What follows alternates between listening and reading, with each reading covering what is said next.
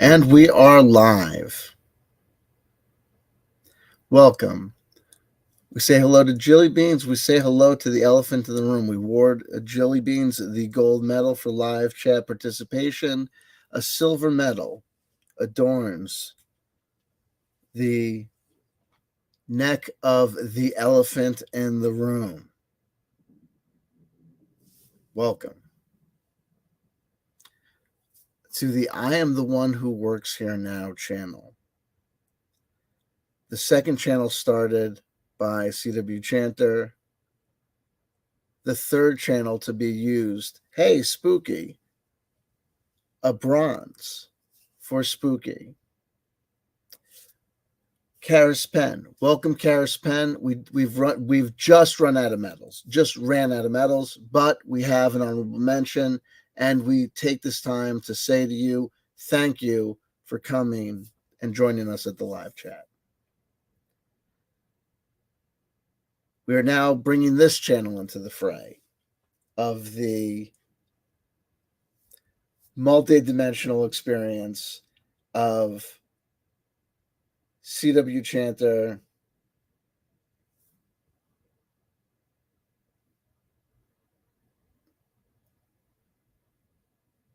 the remix, the petticoat, the junction, the flower shop,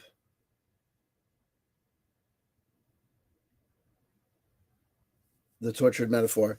Hey, listen to someone else if you want to make heads or tails of things. You can go elsewhere for your common sense explanations of practical matters. Hey, we get a lot of that in the area outside of the psych ward. Why not come in, relax for a moment, and understand that today is the day that, first of all, I claim victory. All those people who said, you paranoid freak, you think this Ivan Teller is watching you and cares about your commentary about him.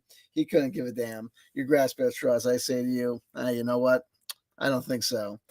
I don't think so.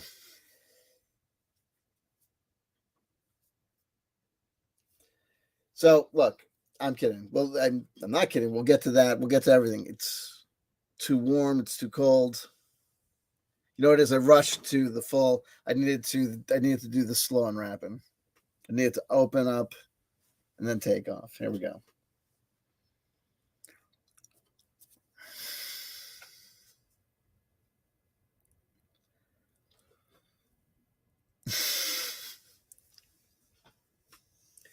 So look, we'll go through it. Listen. So here we go.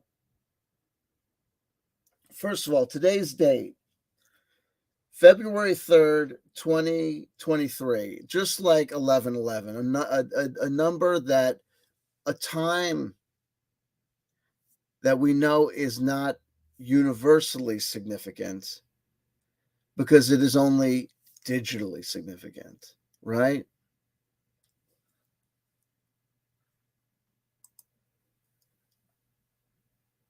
Well, see, Spooky, now, there's, even in 1995, there's many different Alex Collier's. There's, because because no, even in 95, there's many different Alex Collier's, because even in those first couple of, remember the classic Alex Collier first interview, was that a 95 or that might have been a 93? By 95, you know what? By 95, he might have already been, doing appearances at the Ramtha School of Enlightenment with our girl, Jay-Z Knight. Doing this time jump experiments, and we kind of get off there, and thank you for getting me off subject, on subject. Wow, this really does get us onto subject, off the subject. Let's do this.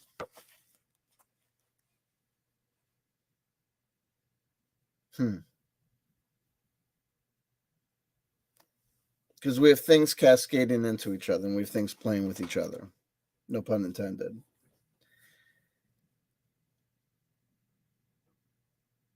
going through this round of this, experiment, one of the things that I think that I've done bad is that I keep on trying to.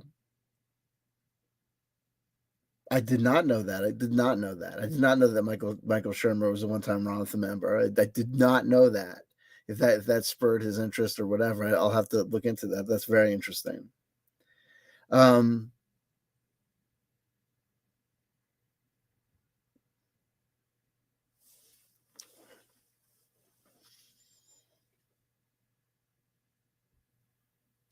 talking about my Ivan Teller conspiracy theory, talking about my these whether it's the making the case for either the fundamental pieces of the time travel technology, self hypnosis stuff, or whether it's the predicate underlining principles of the nostalgia loops or whatever. I think one of the things that I've done that has been kind of self defeating, and one of the things that maybe kind of like sometimes I play into it because I think it's kind of like a bit, especially when it comes to this round of doing it, with this the SSP, TTT, the Meta RPG. Is CW losing his mind? What is this? Is it all gone crazy? It's all connected. You know what I mean?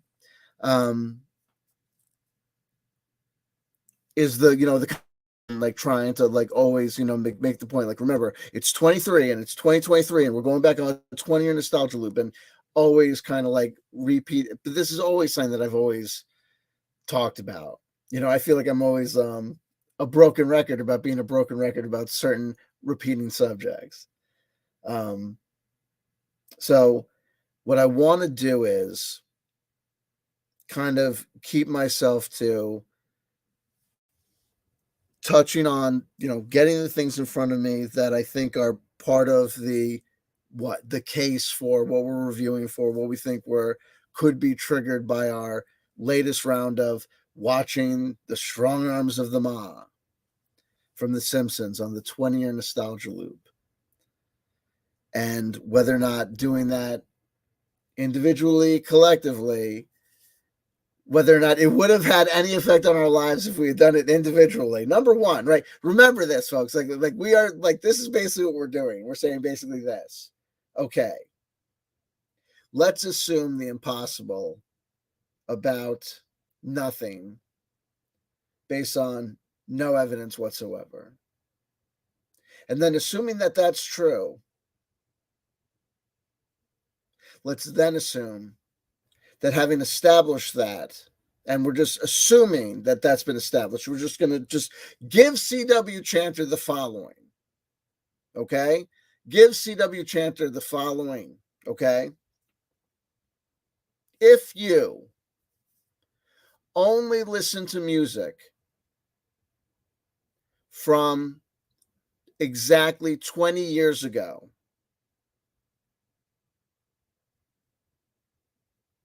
from where you are in the timeline, if you only listen to music from where you are from 20 years ago, and you just only listen to music from that year, right?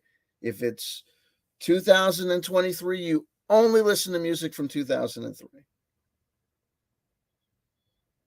And if you can't take music from 2003 anymore, despite the fact that in 2003 there was Indian classical Carnatic music released, and there was free improv trumpeters like who were like, all I play is this,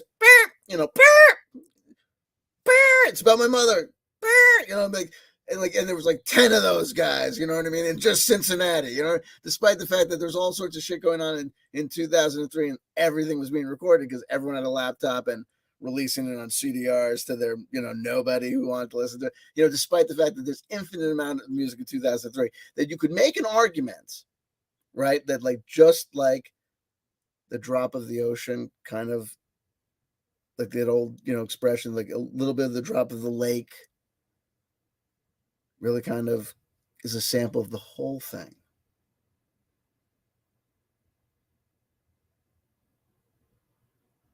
right?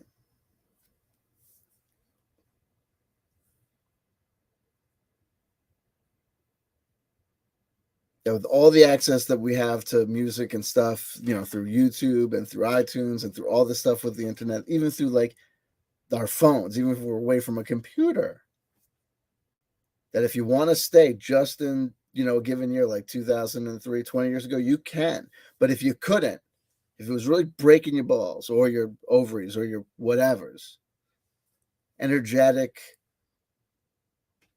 aura sac that you brought with you from your last incarnation on Gallipoli, actual place, sensed it in your timeline. That'll be $500. Probably should quote you the price beforehand. And of course, that was a reading for the person who could afford it and was also willing to pay. You know who you are. Come on now. Hey, all right. We have they don't need me to say anything more. I think they know I don't need to say anything more because we have a certain cosmic understanding born out of lifetime after lifetime of doing what we have to do for humanity.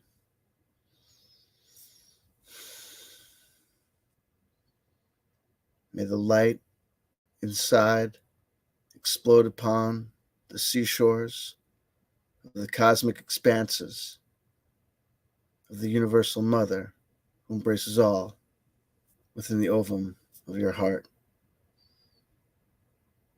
Namaste.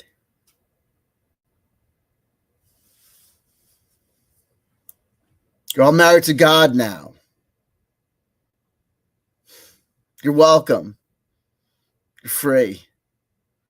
Quit your jobs. Tell your mothers you love them, especially if they're dead. Do it now. Don't be ashamed. Get naked. Get free. Hey, where was I? Oh, that's right. My dick in your ass. Here we go. All right. Come on now.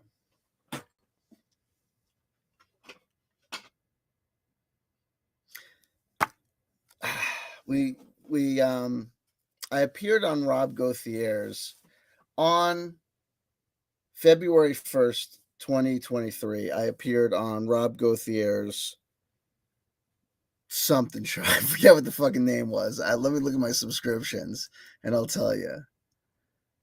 It was here am I.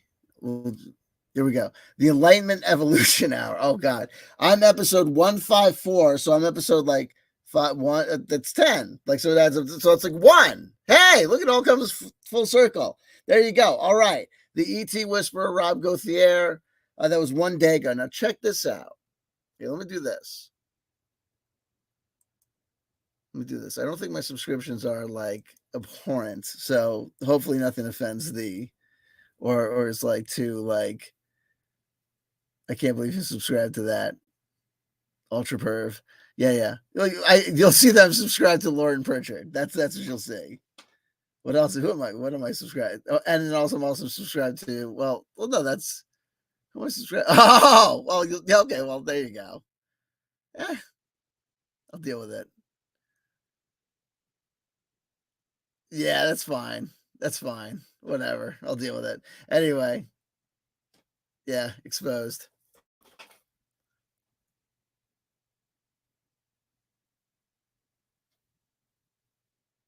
See David Chandler exposed. Here we go. Let's do this.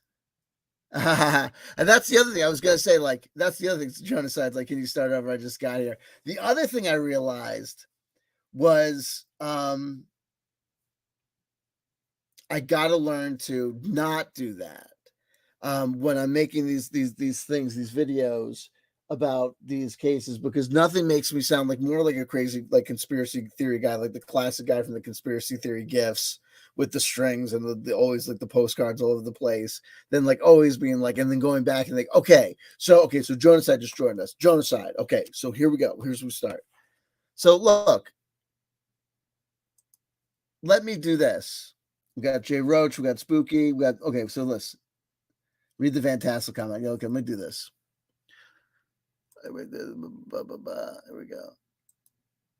Michael got this. So here's also Van Tassel invented the Ashtar and then had his IP stolen and had to proclaim he was the only one in real contact. Sound familiar? Absolutely. Listen, doesn't play well with others. Ramtha, Jay-Z Knight, someone else we know, someone else, and David Icke. Also, Alex Jones, right? A conspiracy theorist who doesn't play with the other conspiracy theorists, right? Everyone says this guy can't play well with others, right? Has to be by himself, has to have his own network, has to be, you know what I mean? Has to do his own, his own event. Always has to be, you know what another great example is? Mark Passio, right? It kind of always has to be kind of like the Mark Passio show, and everything kind of happens around him, kind of localized. That's always just been my take on it about some people. I'm not even aware of any Alex Jones movie, so we'll get that. Let me do this. Actually, what I'm going to do this, I'm going to do my best. People, please don't feel insulted if I turn my attention away a bit for a minute from the chat, and do my best to try and create a cohesive, as best I can, kind of cohesive thing. Where are we? What are we doing? Without repeating everything, without reinventing the wheel, but with giving enough context. With giving enough context.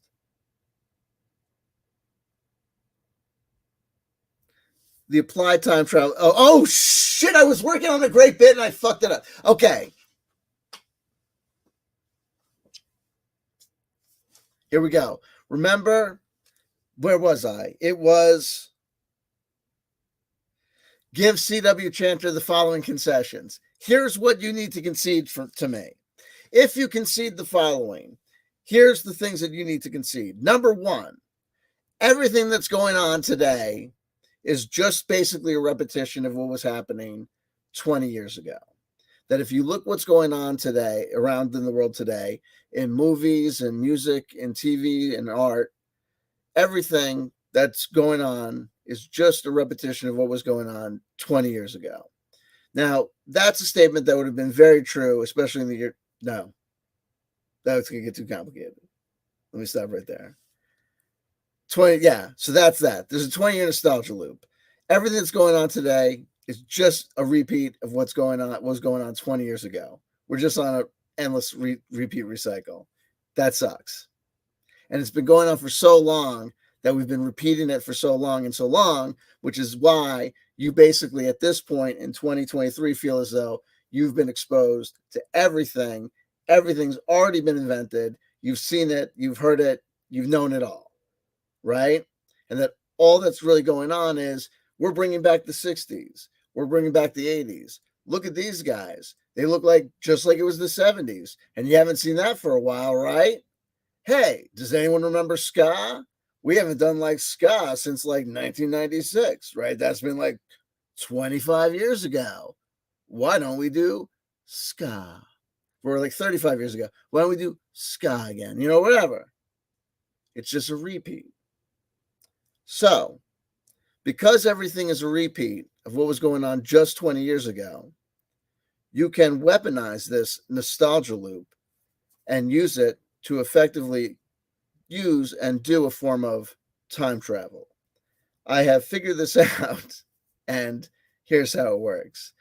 You just listen to music from 20 years ago, and you just listen to music from 20 years ago, and you do not listen to things from after that.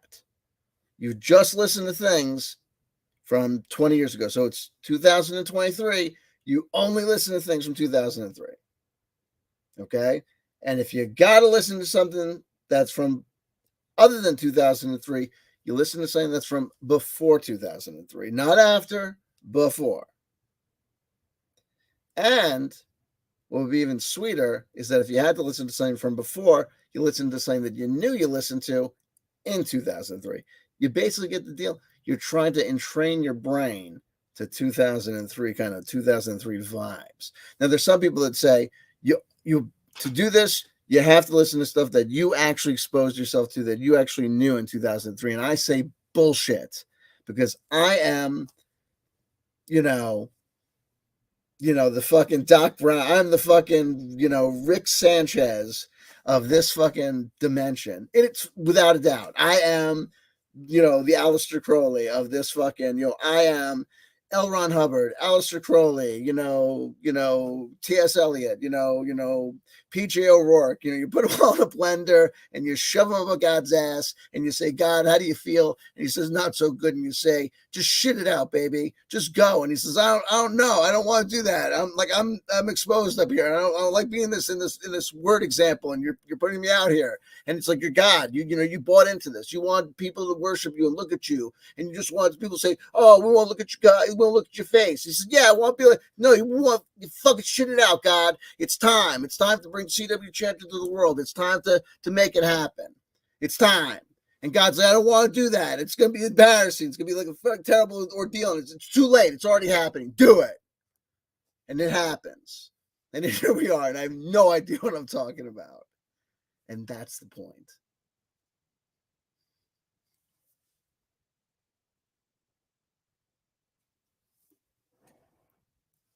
You fell for it. No, listen. You only listen. Listen, I'm telling you, they're wrong.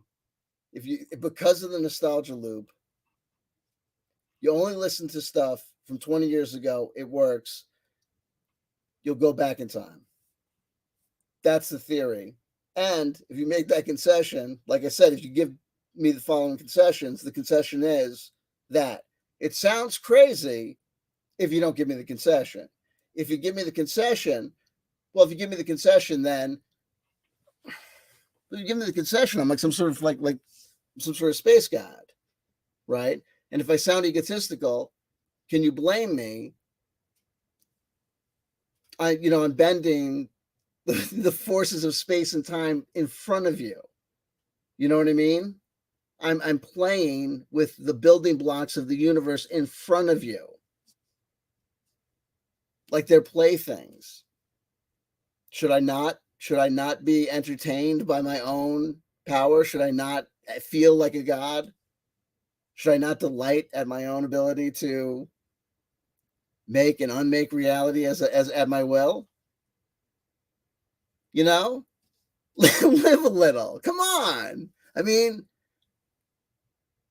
we're not here for a long time. Oh, wait, there we are. Hold on, listen. So, as part of this, if you give me that, then you've given me everything. If you give me everything, then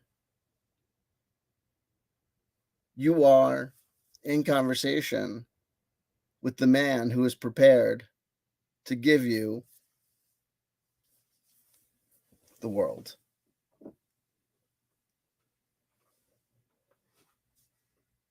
In 2018,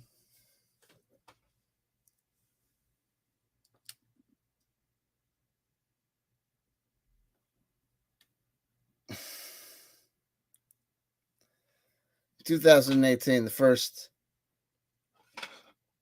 time jump experiments began. A few brave souls dared to dance upon the gleaming edge of the cosmic cube. CW Chanter's mere suggestion that it was possible. Many souls were lost to ridiculousness and easy excuses for bad behavior. Allegedly. The time jump Experiments continued. Mexico was a disaster. Talk about contact in the desert. FYI,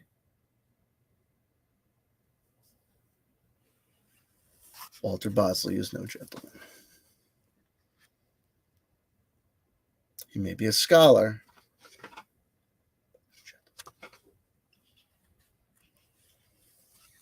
I'm not complaining. People should know what they're signing up for. It's out there. No more shtick. That's what he said. I thought it was my strong suit, but okay.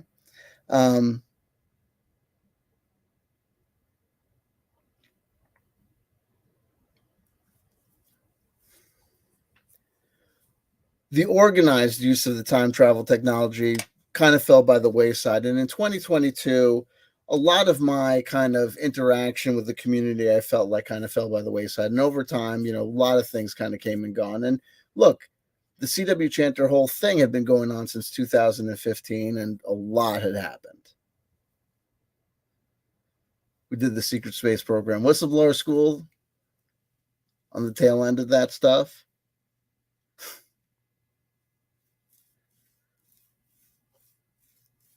Save these, Spooky, save these.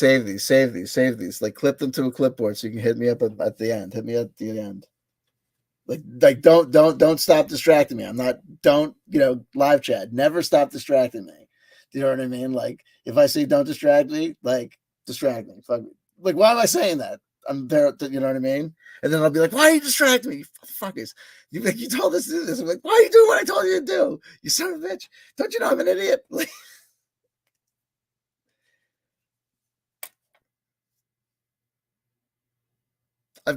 we've been doing this in 2023, though.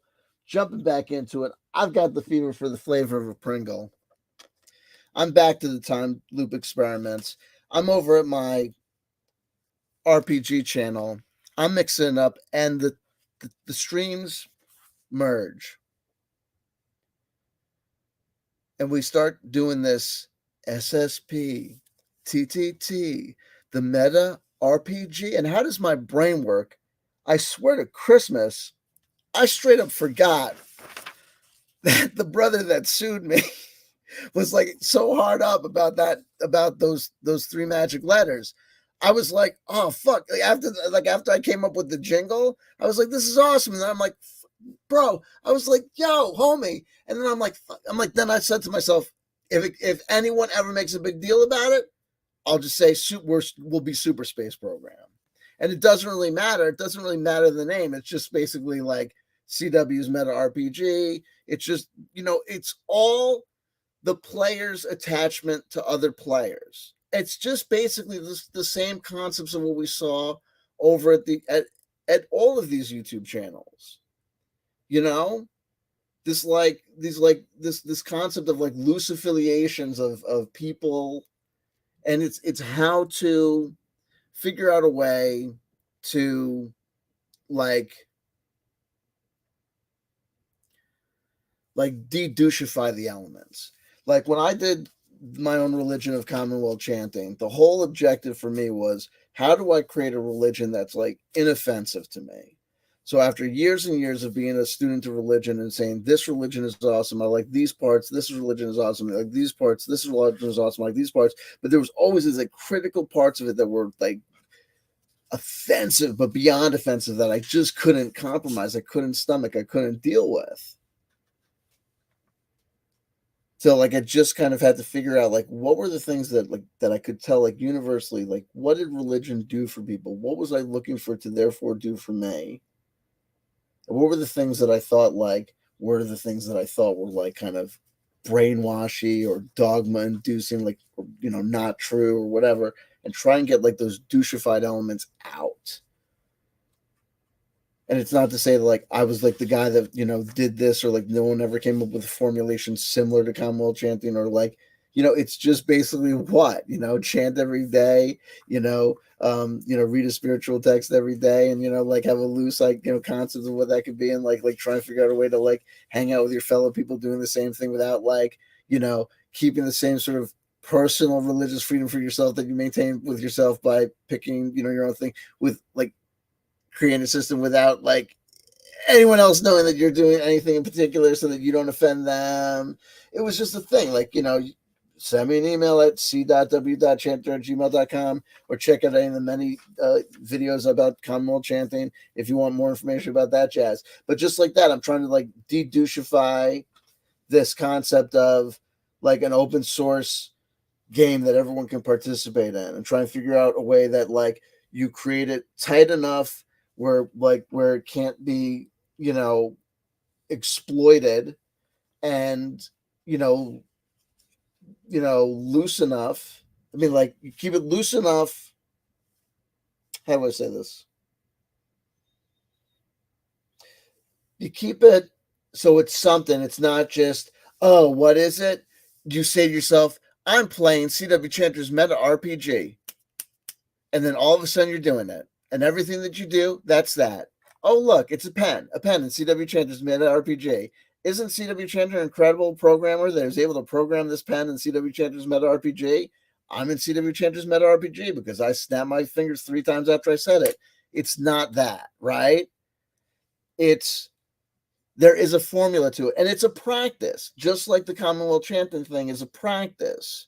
This is a practice. It's how do we create a thing where you're playing a role-playing game, kind of almost like it's a meditational practice. Like, how do you like meditate gaming into your like environment, so that when you're listening to music in the car, it's part of your gaming experience, right? And when you're watching a TV show, when you're watching The Simpsons, you're also, right? Because that was like the whole concept of like us all watching The Simpsons on or around the same day. We're keeping it so loose. We're not like being like, everybody synchronize your watches. Countdown. 1, 2, 3. Lock and load. Genocide, are you watching? Genocide! Genocide's on the can. He's on the can. Stop, abort. Stop your VCRs. Stop your VCRs. No, we gotta wait till next year. You fucked it up, Genocide. I had the shits. Genocide, you fucking fuck. You fucking fuck. It happens once every 20 fucking years. The strong arms of the law. There's a Terminator hand in it. We're trying to do a time travel thing, and there's a I had the shits. I'm gonna fuck you in the ass. I'm gonna come to Seattle. I'm gonna fuck you in the ass. I'm gonna kill you. I'm gonna kill you, Genocide.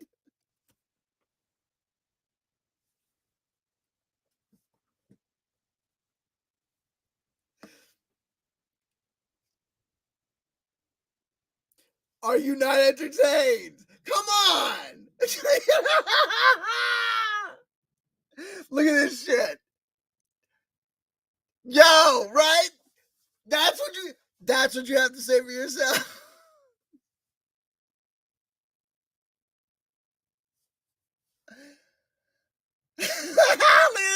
Here we go. Here we go. No, no, what you gotta do is you gotta grab these spooky, you gotta grab this, like, way to go, Genocide, like put it in, like put KB in there, like, way to go, Genocide. I'm freaking out. Woo! Woo! Golden Coin 100. I need you to, are you whatchamacallit? I haven't seen any of the edits because I don't know if I know your channel. I keep on meaning to tell you.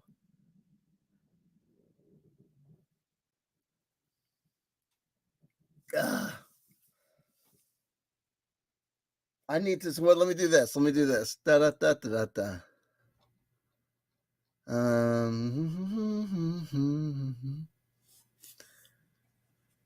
me do this.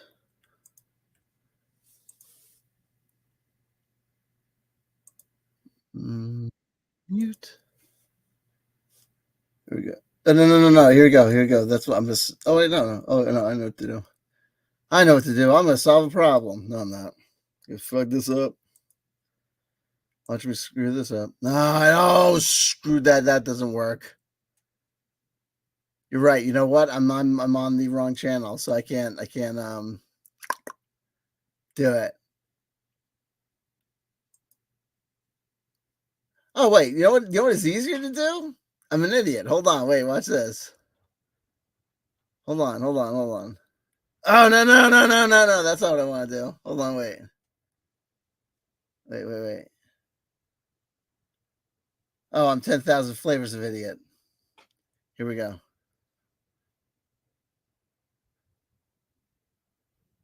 Hold on. I'm still 50 flavors of idiot. Okay, here we go. Nope, wait, hold on. Still 15 flavors of idiot. Hold on. Why am I a joke?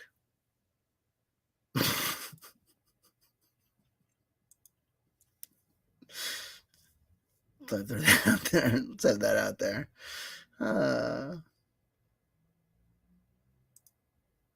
So what's going to end up happening is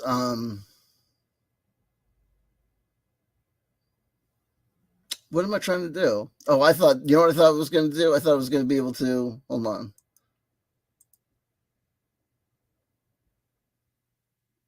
Can I just go, can I go to your channel? Like, can't it let me just go to your channel? Why are you not letting me go to your channel, dude? It sucks.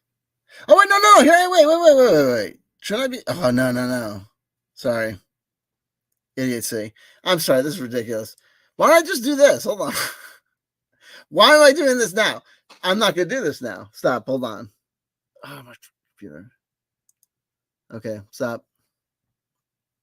Okay. Nope. I got to focus. All shenanigans must stop.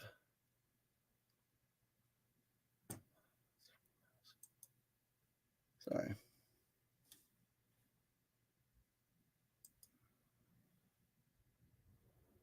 Okay.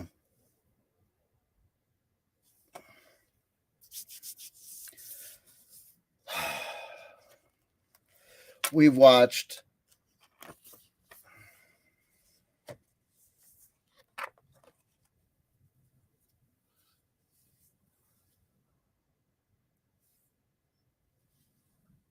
it's 8:37 minutes. That's fine.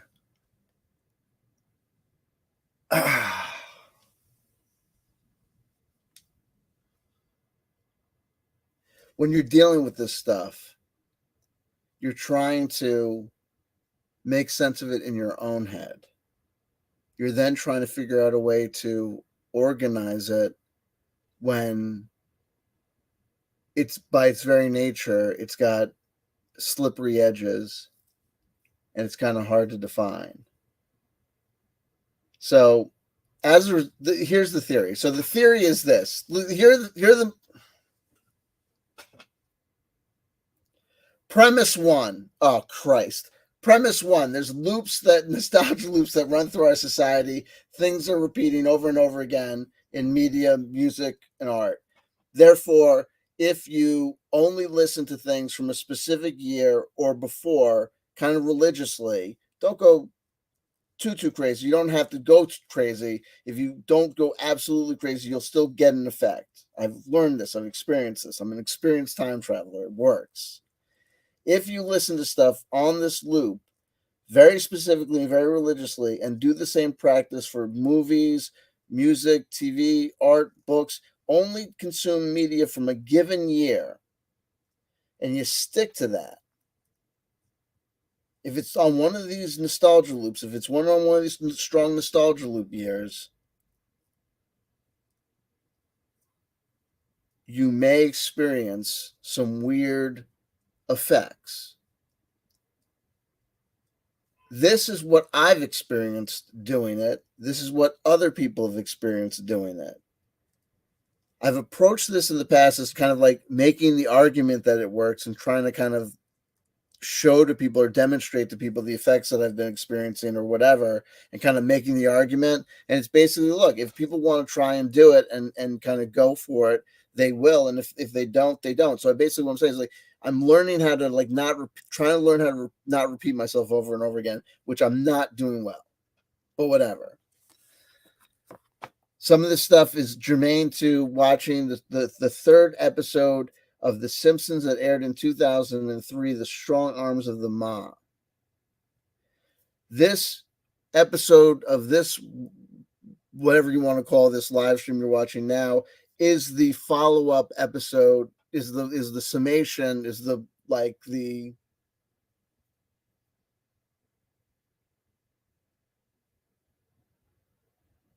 is the follow-up video to that experiment. So spoiler alerts.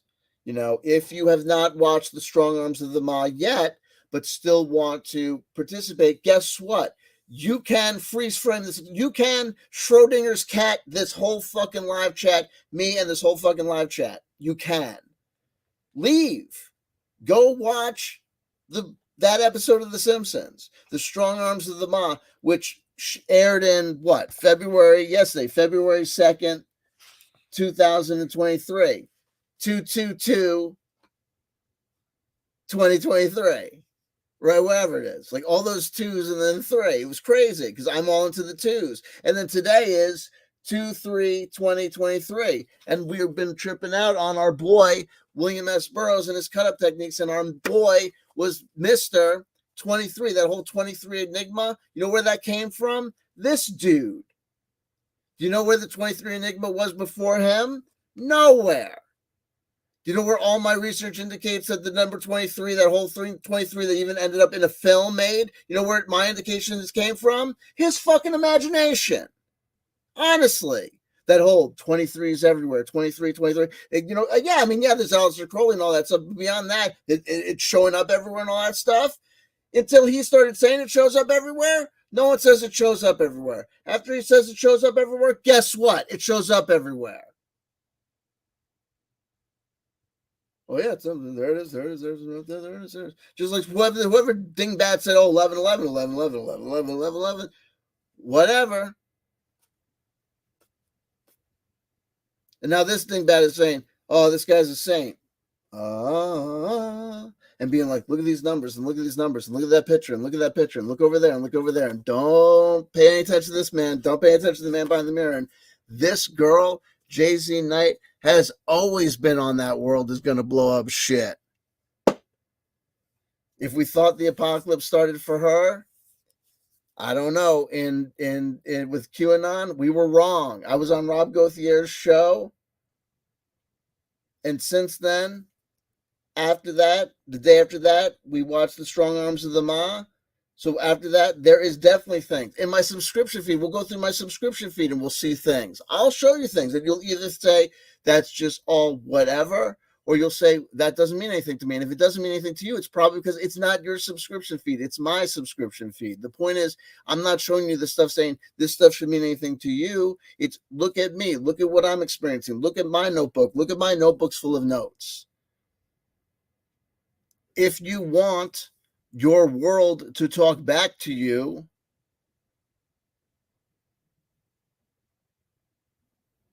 if you want to say to the people around you, I know that sounds like a crazy person, but if you do this, this, this, and the other thing, the world will talk back to you. What does that mean? Okay, so check this out. Yesterday I was watching Cube 2, and but 2 days before I was there's this guy online, CW Chanter, and how familiar are you with the Kabbalah? It's all that shit. Because why? Why not? What else you got going on? People complain all the time. This, that, the other thing. What's going on? Nothing, not much. What do you want to do? Something different. Then you drag them out to do something different. Oh, what? Were you crazy? Oh, no. Come on. Hold on. Well, I said I wanted to do something different. But I was talking about got my whole ass hanging out there, different. You know what I mean? I was talking about, something like the same thing that I do every day, but magically something is transformed and my life is different. I feel different and I'm engaged otherwise, and my life feels like a Hollywood movie, like that thing. I can't do that. I can tell you if you act and engage in this high-speed buffoonery with me, right? If you're willing to risk people looking at you going, wait, is someone I Heart Huckabeeing you? Like, that sounds like I Heart Huckabees. Is someone I Heart Huckabeeing you? Like, what? Is this person on a crack? Like, what are they doing? If you're not willing, I mean, we're not talking like, what is it, like Dogma 85 here. I'm not going to ask you to bark at your, like, mother's grandma, your mother's table and lick her face and be like, put your father on trial and be like, you too are responsible for the downfall of, Margaret Thatcher and her place at the capitalist table, and you too were responsible for the Pope in Rome and, his foul papacy and, the African-American child being, put on the slave pit, you know what I mean? And you too were responsible for, Snowcomb, McGillicuddy, whatever. Not talking about that shit. No, come on. Hey. But then it's like, didn't he warn you? The guys ever tell you this? Oh, I never got to tell to Rob this dream. This is sick. Yo, this is crazy. This is true. This goes back to like 1995, 96. I swear to no, it's earlier because this had to have been like right around the time I graduated high school. It had to, it was like, I remember it was like early college. So it was like 93. And in this dream, it stars, it's kind of like, I can set the kind of scenery for you. It all takes place on a flat level plane. And it's kind of like a cliche kind of late night kind of a Coney Island kind of a cliche send up of a sideshow in hell, kind of like a Coney Island fairground sideshow in hell. And it was I think it had something to do with my fear of roller coasters. I was always telling people I'd rather get shot in the head than go on a roller coaster. So in this dream, it's not even like a big roller coaster. It's it's all like on one level. It's all like on land. It's all level.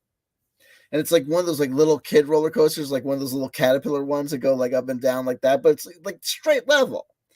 Maybe it goes a little bit fast, but it's like, at most like Mr. Toad's Wild Ride at Disney World or something. It's like a little ride, like a little kid ride, like not like a big deal ride.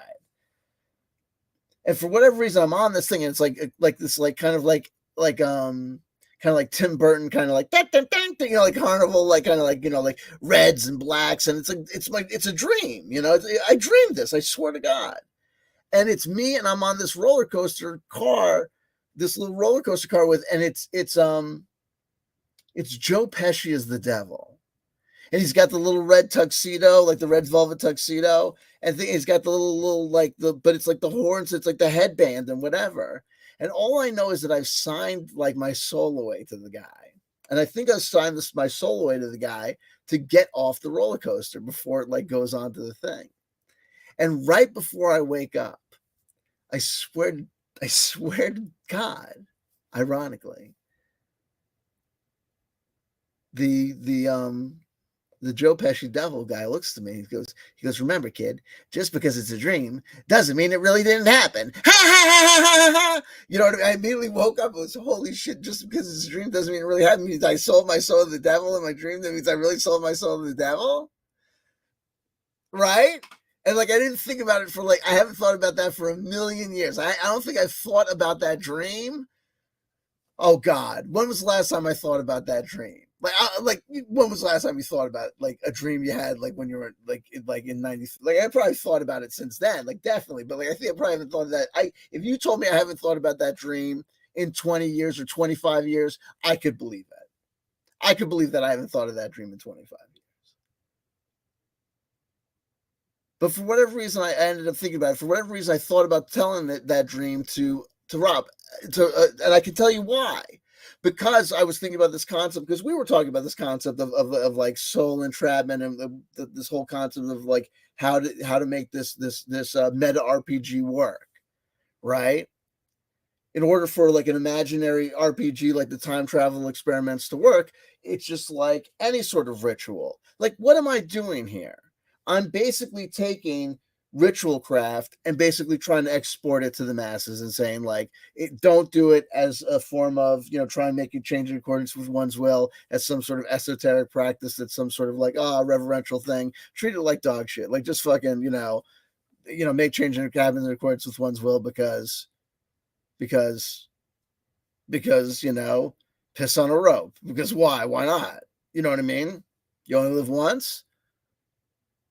Like it's basically like this, like, to the degree that, here's the way to think about it too, like this.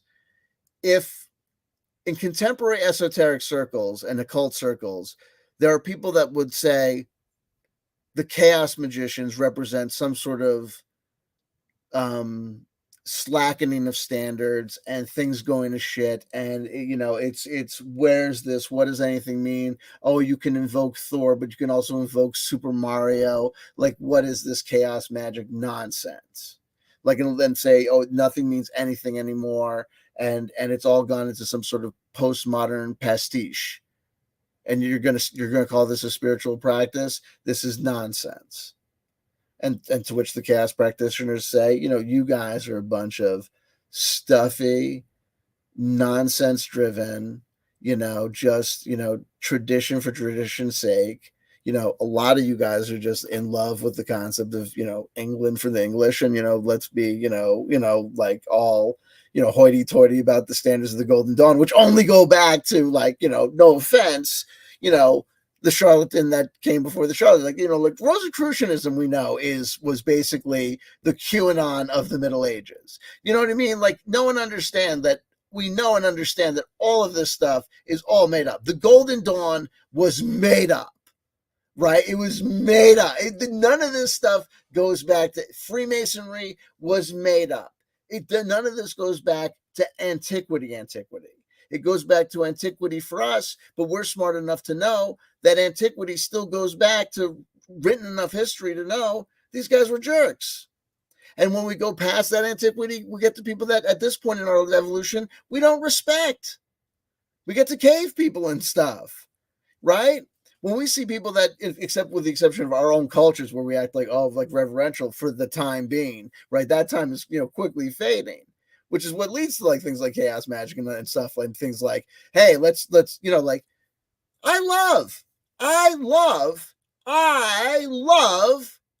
gay pastors, trans pastors, women pastors and priests. Love it. At the same time that I do, I'm very much aware of the fact of, hey guys, why the heck would you thump a Bible? Would you talk about a Bible? Would you talk about a guy who comes from a Bible that says, how are we going to say that this doesn't say that what you do and what you're doing in your life and everything? And oh, by the way, are we going to talk about, as long as we're talking about the fact that you have to change it? Oh, but don't you understand? And I get, by the time we get to, don't you understand? Why don't you understand that? Why are you still doing this whole doing the unit? Why are you still a Methodist? How are you still a Methodist? Why are you still, like, it doesn't make any sense to me, but it makes sense to them. So what are you gonna do? It makes sense to them. Different horses for different courses. What I'm saying is this: is it possible to put chaos magicians in the space of the traditional esoteric orders? Can we have chaos magicians looking at us going, what are you doing? As Pokemon is to Magic the Gathering, can SSP, TTT be to,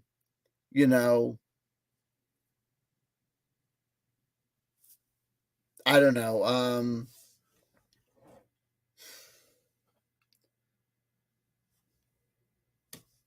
something halfway between here and something halfway credible from the chaos, because I don't want to do anything like actually credible from the chaos like library, because then that's kind of like an insult.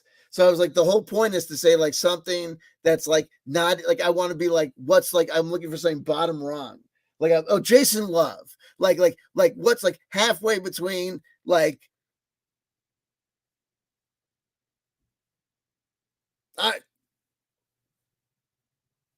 Corey Good's hair care products and Jason Love's latest work. Can we have Jason Love going, man, compared to you, I'm like McGrath Mathers over here, man. I'm a strict traditionalist. None of this makes any sense to you. Listen, here.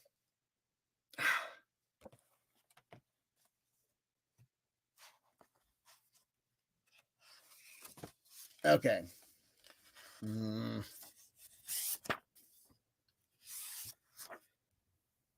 I also watched Hypercube. That was crazy. Yo! Okay, here we go.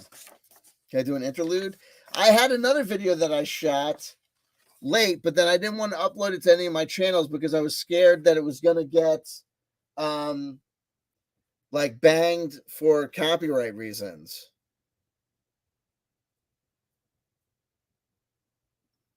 Also, Ivan Teller's last video, we'll get to is Groundhog Day, Time Lord. He talks about time loops all the time. Totally watches my shit. I'm sick and tired of people acting like he doesn't watch my shit. Here we go. No, wait. See if you can see this. I'm just gonna hear. Game called like. This is from Cube 2. This is crazy. So, this is like the day that. Yo, man. This is the movie Hypercube, which is Cube 2 Hypercube. I've never seen this movie before. I watched Cube 2 days ago, which is from 1998, on the 25-year nostalgia loop. Okay. Crazy, crazy movie. Yo, for the concepts that we're exploring in this game, crazy, right? I thought at the time that I watched Cube and took notes, I wonder based on how many things that I'm getting off of this, and I think there was something else about it that I mentioned, I wonder if there's going to be anybody that gets any vibes off of Cube's whatever tomorrow. I say that. I literally think that to myself. The next day I shit you not, I'm on Rob Gauthier's, show, and in the live chat before the show goes on, someone's talking about, oh yeah, I had a dream last night about cubes. And the cube goes apart into 4 different cubes and it comes back together. And it's like, people dream about cubes and whatever, but it's like, okay, with everything that's going on. What is up, everybody? Day number 2. And here we are at day number 3. And I'm watching, I just all of a sudden see, I didn't search out Cube 2. It just came up because I was looking for movies from 2003. So in order for Cube number 2 to work for the 20-year nostalgia loop, it has to come out exactly 5 years after Cube number 1. That's not usual, right? For a 5-year dip between, movies. But whatever. But it's hyperdimensional reality. Yo, it's so crazy. But then we get to this. I'm just going to go to this part. This is the part where we get to. Can you hear it okay? It's effing crazy. I have never seen Cube 2 before. Can you guys hear it okay? I don't know how to set this up. I don't think I need to set this up. I just hope it's loud enough that you can hear it.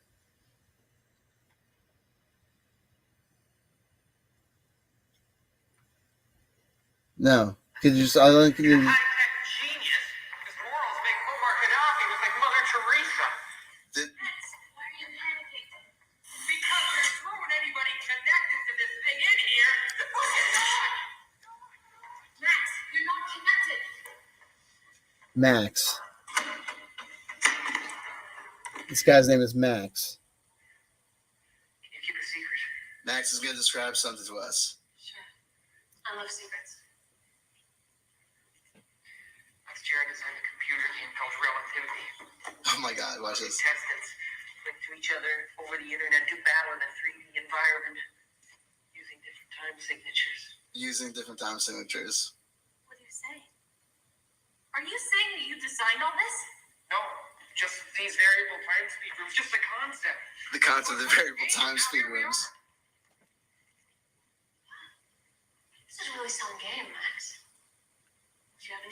secrets you want to tell me?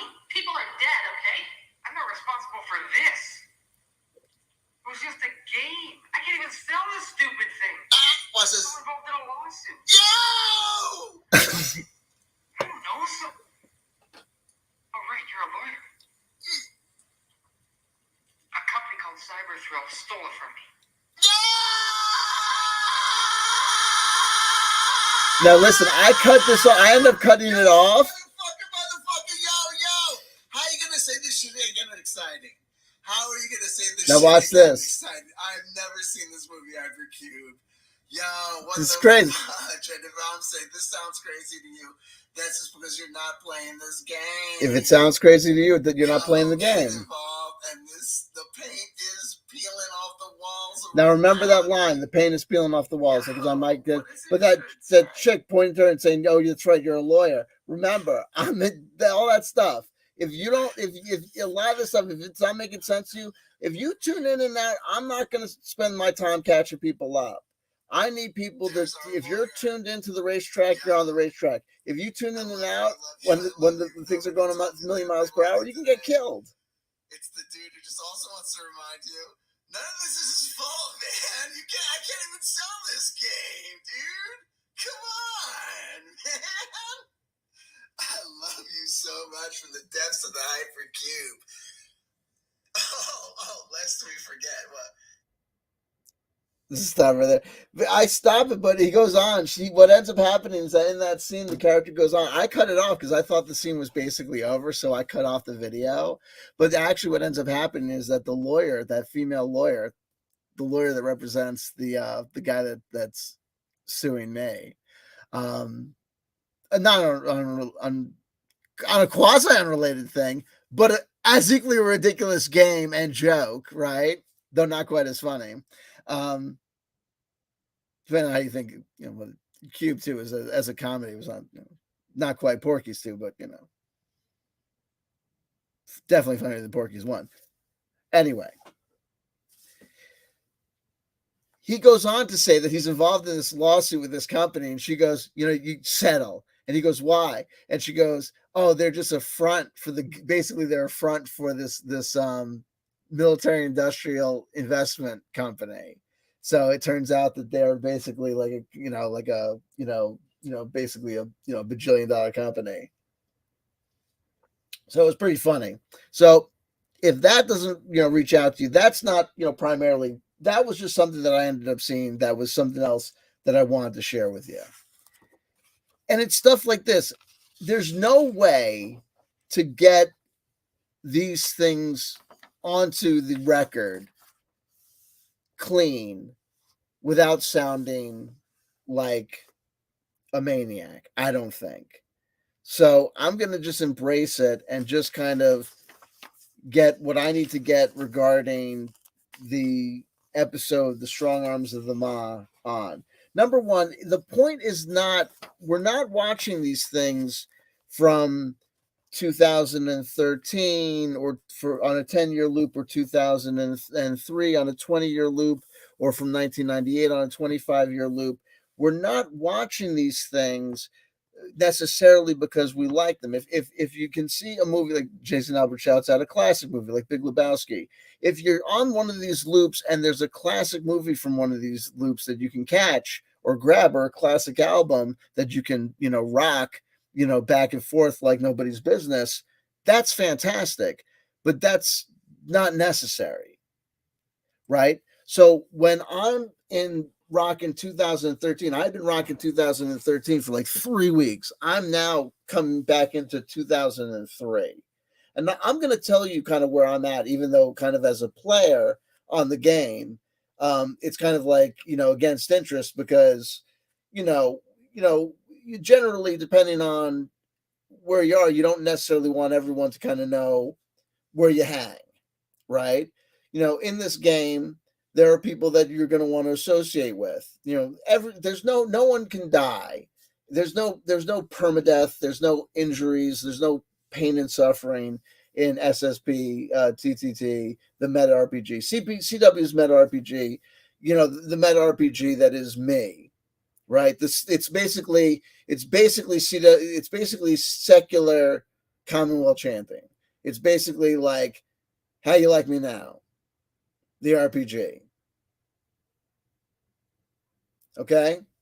Trip out on me, babe. The RPG, right? It's like not like a guru thing. We're not like, you know what I mean? Like I'm not like life coaching you. It's basically like, waste some time with me. You know what I mean?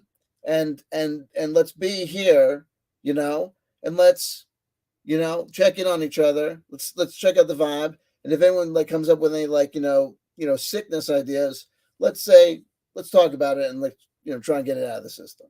You know what I mean? And keep an eye on me.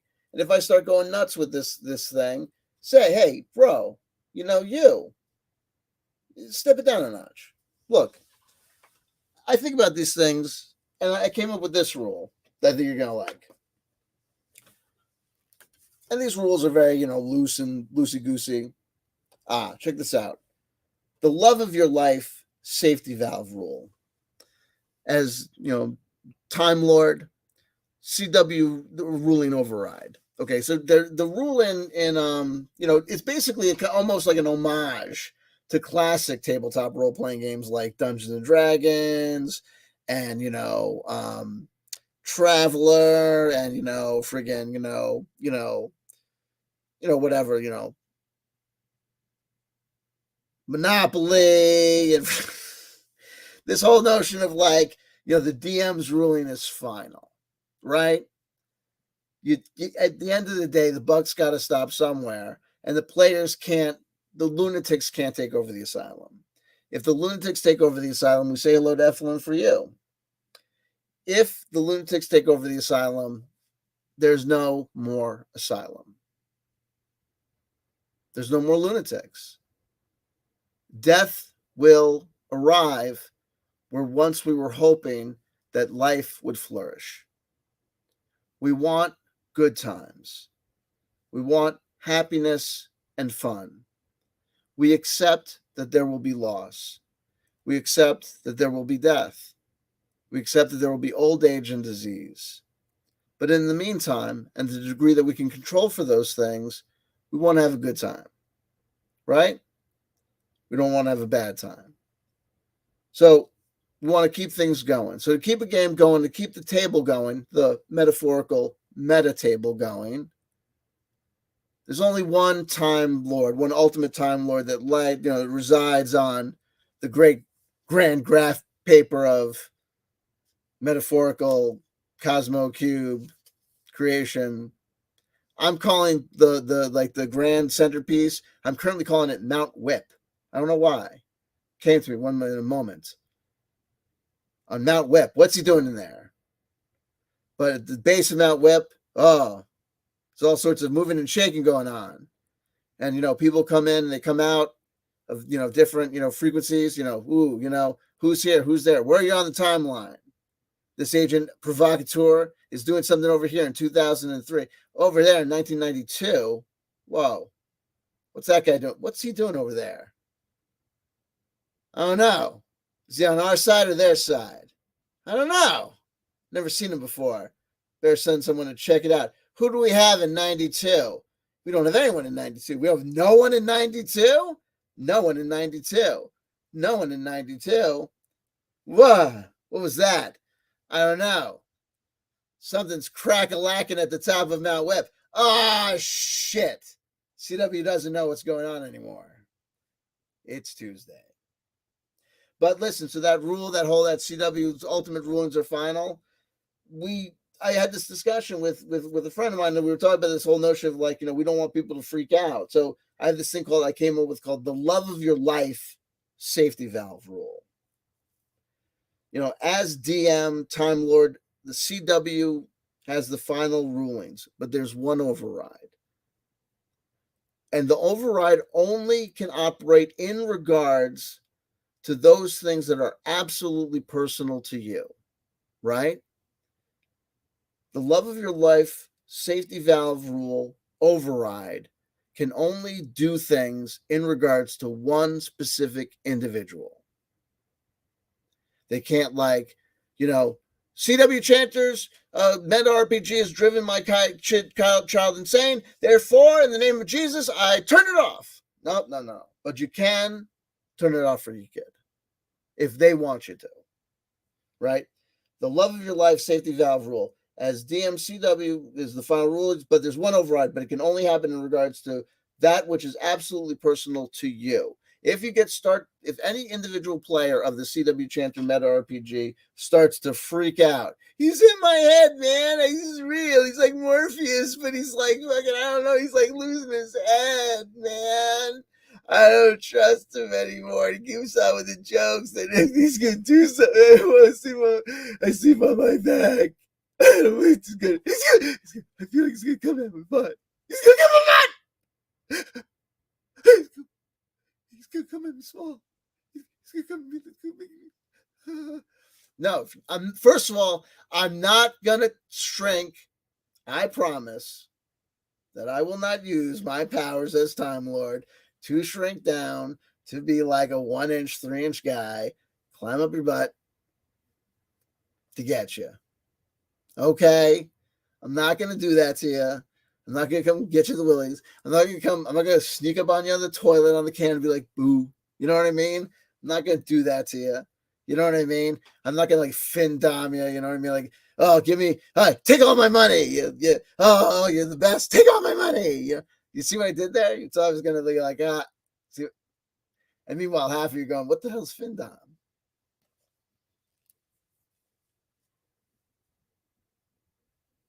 You know my friend Findom? He's a great guy. The love of your life safety valve rule only in regards to the absolute personal to you. Not even co-op wide. You couldn't take out a table. You have to have individual people take out individual, but people could like do it to each other. Like you could be like, you safety valve, you could be like, you love your life me, and I'll love your life me, you, right? And you get each other out of the game. Transferable to qualified mental health professionals, clergy, family members, or in extreme pinches, best friends, and then there's a sliding scale to total strangers. You see what I'm saying? So look, I'm the ultimate Time Lord. All of my rulings are final, okay? But there's an override that can be exercised by anyone outside of the game who's the love of your life, okay? And this is obviously what's this to do? This is so if someone starts freaking out, their friend, their lover, their friend can be like, or their mom or whatever can be like, come on. Now, and then now you know there's an actual rule. So you can say, is there a rule? And you can say, there's a rule that says if you're, someone who cares about you says it's time to stop, or if you, but they can't stop you. But if you want to stop and you say, I can't stop, know this. If you feel as though you can't stop, you can go to a loved one. And because that rule is there, and I'm permabanned. I cannot take away that rule. I am taking away. Okay, here we go. Like, blah, blah, blah. I cannot, you know what I mean? Like, imaginary blood over intent. Like, I'm like, how I know how to do it. Here we go. This is basically what happens is, remember that scene in friggin' Dark Crystal where he like soul sucked the little guy? It's like that.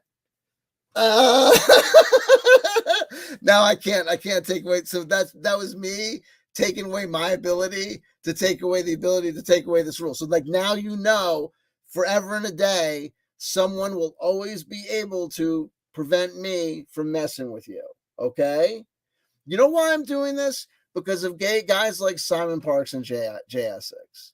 People were always coming out of Simon Parks and Jay Essex's camp saying, oh, I would have dreams about them and they were pursuing me. And so if you're feeling anyone, but look, there's a sliding scale. So it goes from your love of your life, but if there's no love of your life, it could be like your mom. And then it's a sliding scale. It goes from a qualified mental health professional.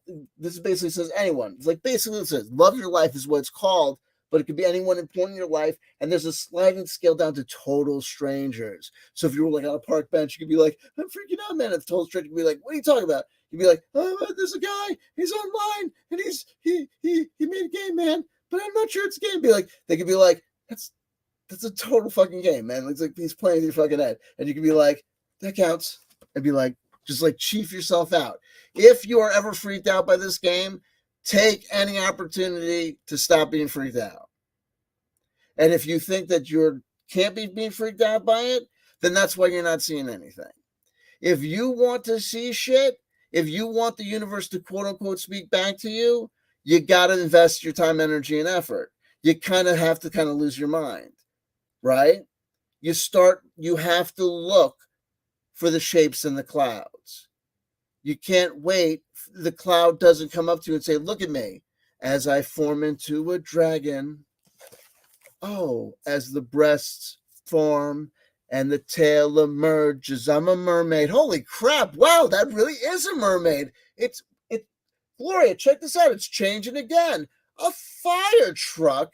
Wait, words are forming.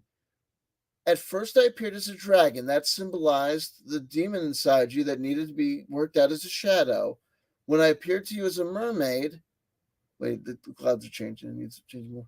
When I appeared as the mermaid, that was the beautiful part of you waiting to come out. These words now give you clarification on this message, and we hope you see now that you're trapped in hell. You agreed to C.W. Chanter's game 5,000 years ago. You're never going to be allowed out. Senpuku eyes. What do you think that means? Who's CW?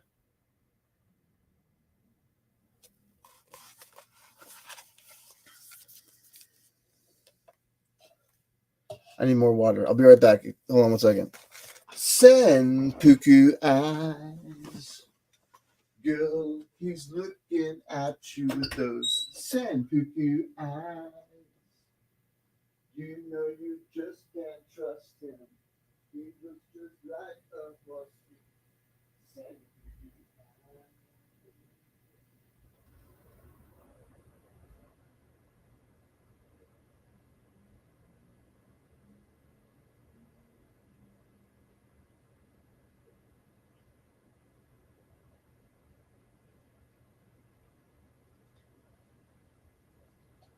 Senpuku eyes, we're just trying to warn you. Senpuku eyes, that man, he wants to hurt you. The devil, he has to warn you. Source creator, he has warned you. Oh, I'm back. There you go. There you go. Blah, blah, blah. So that was that. So I showed you with that. Say things once, asshole, then don't repeat it again. Here we go. Just want to make sure I got the notes.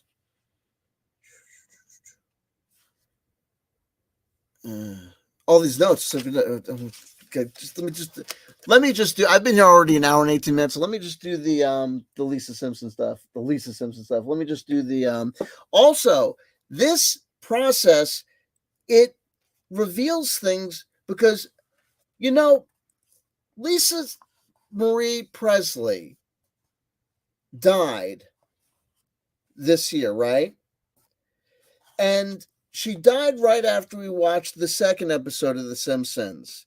She would have died the day that we watched that, and I think we would have seen or gotten the news the day after. But here's what's crazy. I said that, we were looking for the connections with that, or maybe I was just talking about that because that was the thing that happened that next day that we could talk about. That maybe it's related, maybe it's not related. Looking for shapes in the clouds. But it was because of this 20-year nostalgia loop that I learned the following that's very weird to me, that no one's talked about, and no one talked about in relationship to her death. And in this whole kind of true crime obsessed and kind of weird, news obsessed, world, this was very odd to me. Maybe this is odd to you, maybe it's not. I would have never caught this but for this 20-year nostalgia loop stuff.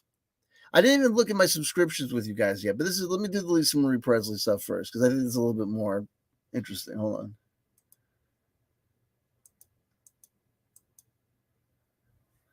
on. I'm not going to show you anyway. It doesn't matter.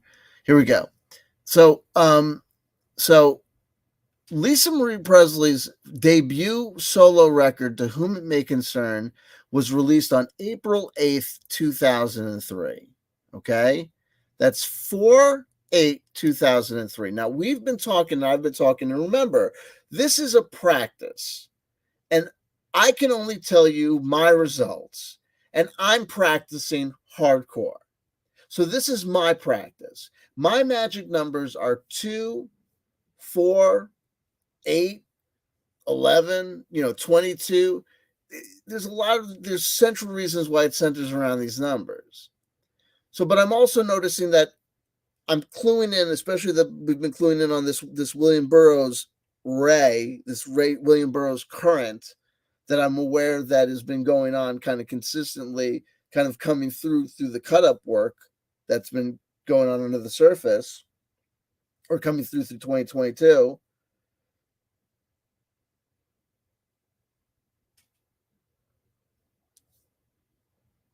'23.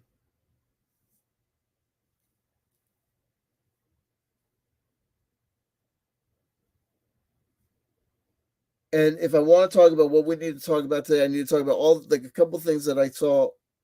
We're trying to figure out. We watched this episode, Strong Arms of the Maw. We're trying to figure out what happened today. But I can tell you that after watching Strong Arms of the Maw yesterday, right? Driving home, the song, I was listening to my iTunes playlist, okay? And from 2003. Now, my iTunes playlist from 2003 doesn't contain 25 records. It doesn't contain 50 records. It probably has I don't know, like maybe 1,000 records on it, honestly. During the COVID years, like the COVID years when my kids were at home, doing the homeschooling thing, and I was watching them. What I was doing when I was watching them was I was basically on my phone, basically just religiously adding stuff to iTunes. I was going through just going back and forth between Wikipedia, checking the things, and religiously going back and forth, if there was a decent record, and cross-referencing, trying to find decent artists that release records and stuff at given years, and then adding that to these universal large playlists. So what I'm trying to say is, it's not as though there was a 1 in 10 or a 1 in 100 or a 1 in 500 chance that Lisa Marie Presley's Lights Out would come on my iTunes playlist yesterday. There was a 1 in whatever, 500,000, whatever it is. And when I heard it, I was blown away by this lyric in it, but also the fact that this weird synchronicity, and the fact that no one commented upon it. And I was like, how the fuck does someone not comment upon that? And it's this.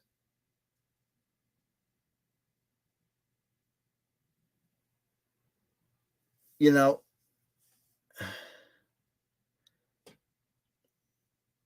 we go. Presley released her debut album, To Whom It May Concern, on April 8th, 2003. That's 4/8/2003. It reached number 5 on the Billboard 200 album charts and was certified gold in June of 2003. The album's first single, Lights Out, reached number 18. To promote it, she presented a concert in the UK. Okay, there you go. Presley collaborated with Billy Corgan for a co-written a track called Savior, which was included on the B-side. Okay, here we go. But this album, this song, Lights Out. Okay, Lights Out is a song by American singer-songwriter Lisa Marie Presley. Presley originally did not want to release this song as her debut single, nor record it, but she relented as she believed it would help, quote-unquote, clear the air. She co-wrote the song with Glenn Ballard and Cliff Magnus, and it was produced by Andrew Slater. In the United States, Lights Out was released on February 10th, 2003. And it was issued. Now, remember, I'll tell you this. Jay Essex has just announced that his final day of consultations, again, is going to be February 10th, 2023.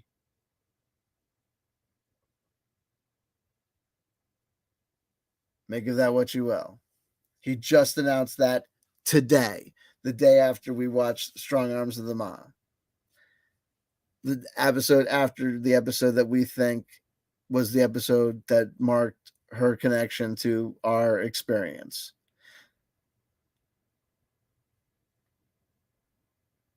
Okay. When we get to the lyric, background and release. Speaking of the song, Lisa Marie Presley said that she initially never wanted to make a song that mentioned her heritage, but Lights Out takes on a darker tone that Presley wanted to establish, as she did not want the lyrics to reflect on her background in a positive light. Presley wrote the song alongside Glenn Ballard and Cliff Magnus. In the United States, the song was check this out. The song was originally scheduled for a radio release on January 27th, 2003, but it was delayed till February 10th, 2003. 2, 1, 2, 3. 2, 1, 2, 3. There are no accidents. Let me follow up on it. Let me see something. Hold on.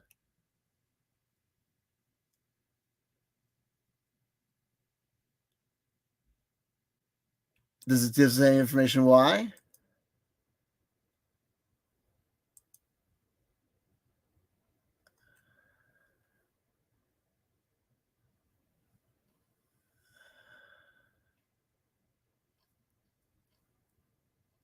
I'm looking at this. It gave me this article, this radio thing. I'm trying to think if it's going to tell us why it's like they held it back.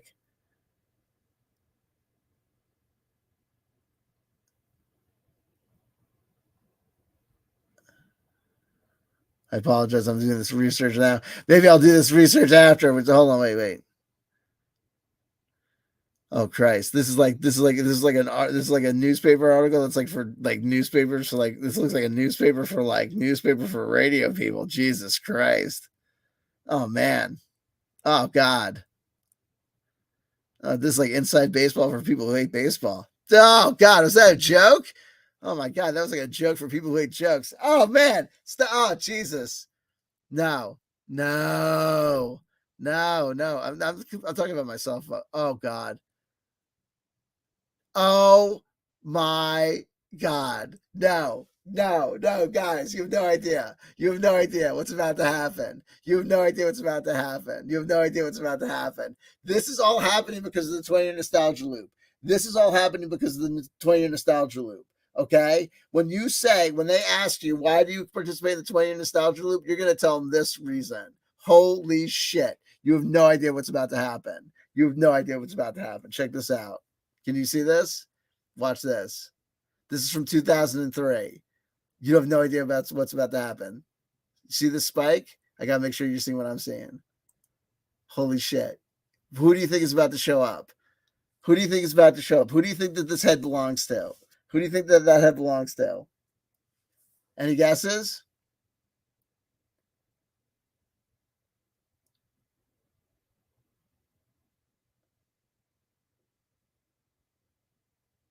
We say hello to Sarah with the Mage. We say hello to Sarah with the Mage. What's going on, baby?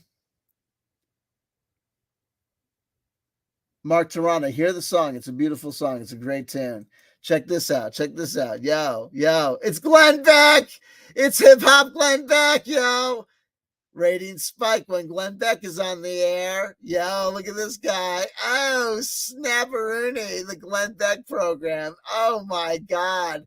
Nice jorts, baby. Yo, go, gadget, go. So, man, God, Jesus. Where's a prison rapist when you need him? I'm sorry. I apologize to prison rapists to imply that you should do our dirty work. You know, folks, I'm kidding. Rating spike for men 25 to 54. Yep, you know it. Yo, ratings. Oh, shit. You gotta be kidding me. Homie. Yo, let's call the number. No, don't. Premier talent. Yo, you better believe it. Yo, I'm not going to do this. I'm going to have to do that research. But I'll be curious as to why they held it back. But they held it back and resulting in that crazy magic number, yo.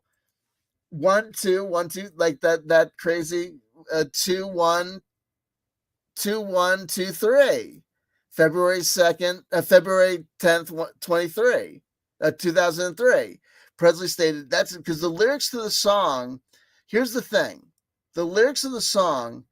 Let me tell you, composition. Lights Out is a country rock and pop song. New York Times critic Anthony DeCurtis has described it as an easy rolling, roots-oriented guitar groove. Its lyrics talk about the graves of Presley's family at Graceland, referring to the dam back lawn of the estate. Set in common time, the song is written in the key of D major and possesses a moderate tempo of 112 beats per minute, written out as 1 1 2 11 2. Fuck me up the cosmic ass. But when you hear these lyrics, what driving me crazy is the notion that nobody brought up these crazy lyrics and her death. If a woman wrote, I can't. It's unbelievable to me that this lady recorded this song in 2003, dies in 2023, and no one comments upon it because the lyrics. Let me find the thing. Hold on. Let me just read you the lyric, or else I'll lose my mind trying to do it to you. That's what she said. Doesn't even work. That's what he said. Oh, Christ, your mother. Nothing works. Oh, come on, you son of a bitch. Here we go. Nope. Why do I keep on saying here we go? Like anything's happening. Why do I keep on lying to the world? That's what I want to know. Why are you lying to me? What is this? Son of a bitch. Bastards.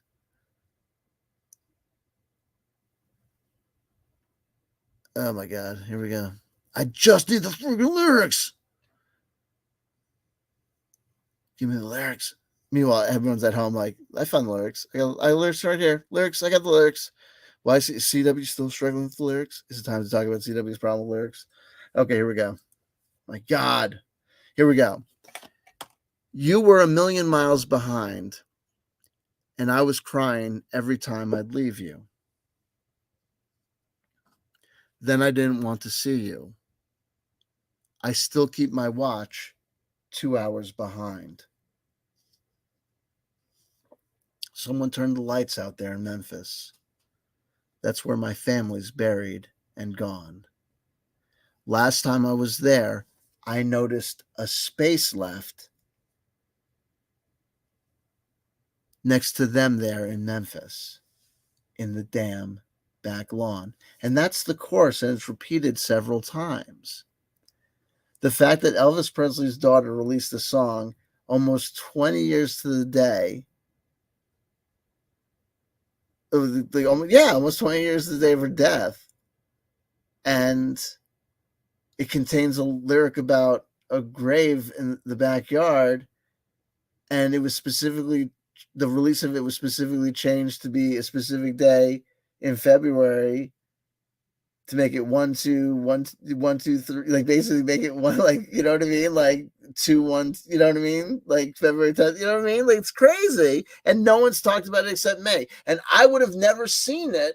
It would have never come to the light of day, as far as I know, unless we were doing this nostalgia loop stuff. And you see, folks, I have a problem kind of communicating clearly these things and ideas, and we joke about it and stuff, and I say things like, I need help.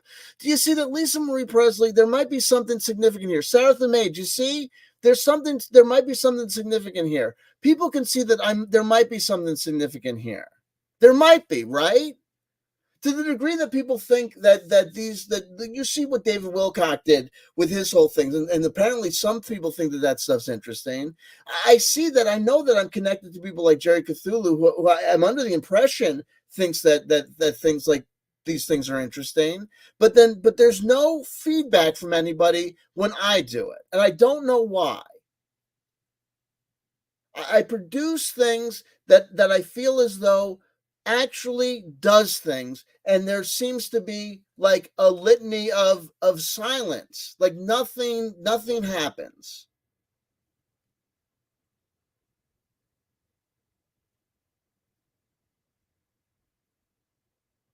Yeah, it just so, but for the fact that can you believe that song, like no one has made a, can you believe it, guys? Like I'm giving out a free $1 million YouTube idea.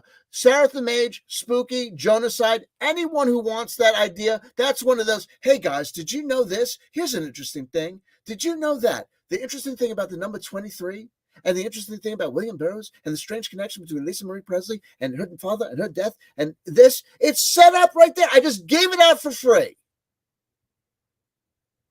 And here I'll linger. And I can't get, and no one will do anything for me. No one will do anything for me. You know what I mean? It's just incredible. But I mean, and no one needs to, and I apologize. I don't know what's going on with me. I get very worked up. I apologize, and it makes it sound like I'm upset with you, like you guys are failing or doing something wrong or not doing something. But I feel as though if without the output of energy, without the come on, without that, everyone just is like blah, blah, blah, blah. If we don't like, because look, it's all right fucking there.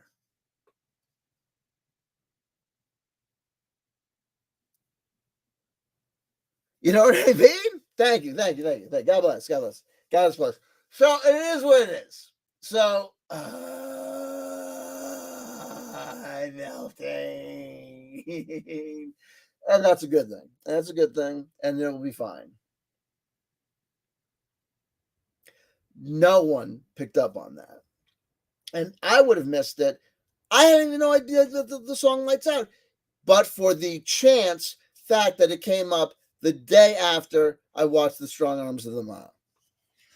The episode I watched after the episode that I watched that, So, but when I say that, like, you see that I struggle to make this stuff understood. I'm hoping that Tom Eflin, for you are this close for me to prove to the world that I have magical powers by just fucking cursing you off the face of the fucking planet. Why don't you just go leave me the fuck alone? I really don't like you anymore or your presence in my life. How about that? How about you've managed to piss me off? Go the fuck away.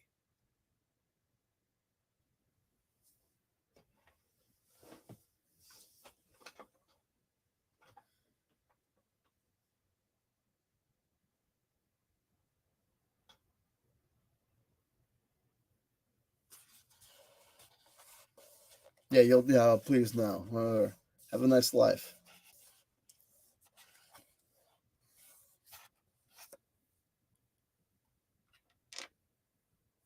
You'll surely be missed.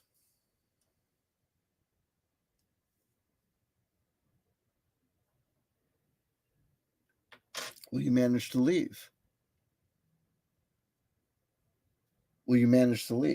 I wonder. Many people have tried. Seems to be a problematic long-term goal for several. Let's see how you manage. I believe in you. Yeah, Sarah. No, it's cool. I apologize. I have at other times. And we'll come back and we will circle back. And there'll be part of the reason that I put this video here on I Am the One Who Works Here Now. Non sequiturs and non sequiturs. Non sequiturs and non sequiturs was because it did not make sense to put it on the Blueberry Wolfbridge channel because in and of itself was too abstracted from the game aspect of it, like the traditional tabletop or role-playing game aspect of it, this part of it, insofar as being, more responsive to the time loops and, the effect of the communal response to it. And really, this thing kind of like took a shift for me, because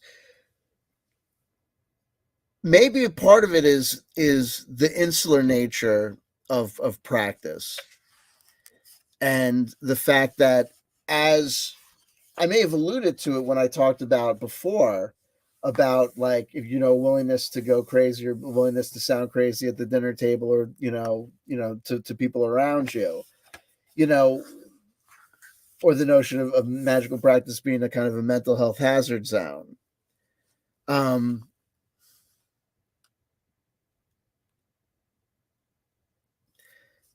You got to be careful.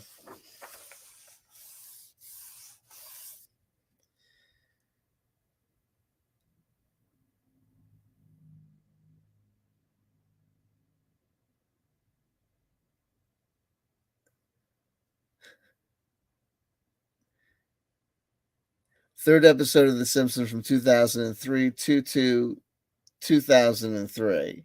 So I'm big in the 22. So yesterday, when we actually watched the episode of The Simpsons, it was 2003. So it was 22-23.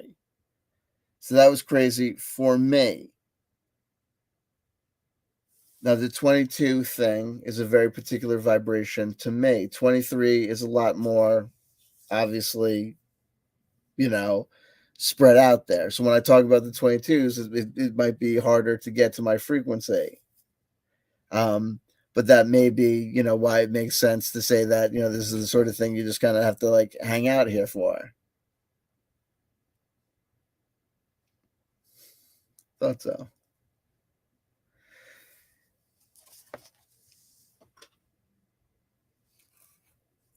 I have brief notes about the show that don't really matter particularly much, that I could shoot through.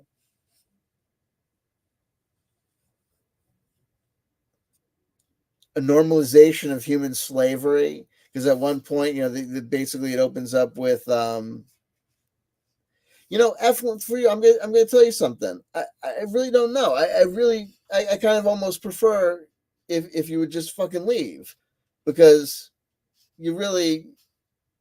I'm gonna tell you something.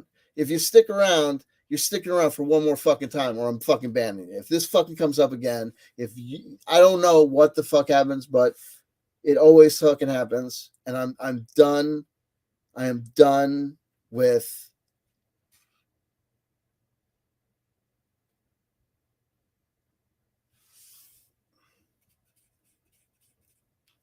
You know what I mean? Yeah, maybe it's just better if you just go, because it just doesn't seem to work. It just doesn't really seem to work. I hate to be that way. You can always watch. You know what I mean? Like, it's just watch. You know what I mean? Because it just doesn't. I don't think we work anymore together. I'm sorry, bro, because it just, you know what I mean. You always just want to seem to fuck with me. I don't know why. I've told you like not to, and you just you keep on just needing to. I don't know why, but so it's just the way. Hate to talk about it, but it is what it is. When we did this whole thing,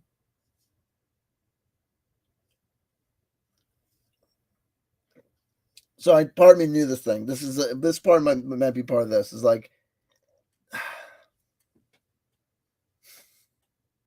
damn it.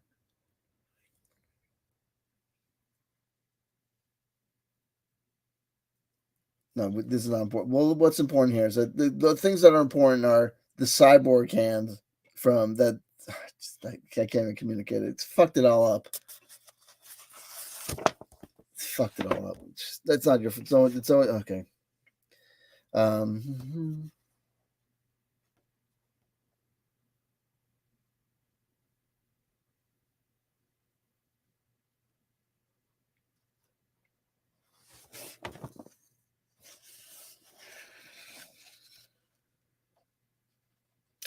I think maybe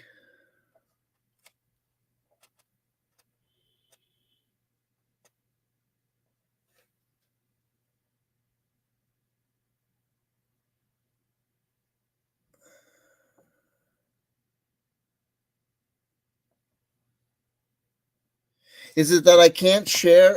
Maybe it's that I have to figure out some way to go and do the rule set with you guys without trying to discuss this stuff or discuss maybe this stuff just like in the Patreon, because it just becomes too much.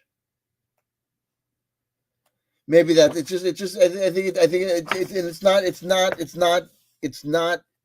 not the you. I think it's just the impossible. It's you're trying to explain like your home notes to it just maybe it's just not working, and then if there's interruptions it just doesn't work.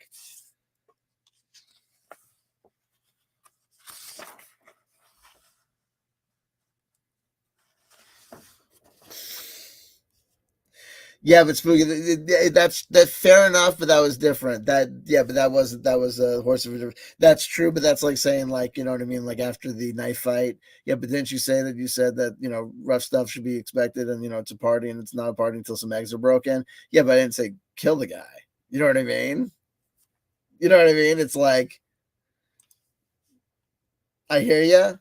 And it's like, as far as predictions go, it's awesome. Like, there you go. It's like, oh my God, it's just like my horoscope is coming true. You'll face great opposition this day. Groundhog Day, strong arm of the Ma Day.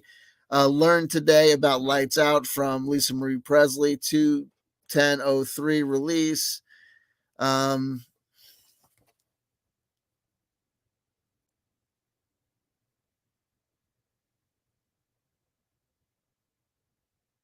Random access shuffle revelation after Simpsons episode from right after hers. Okay, we covered that.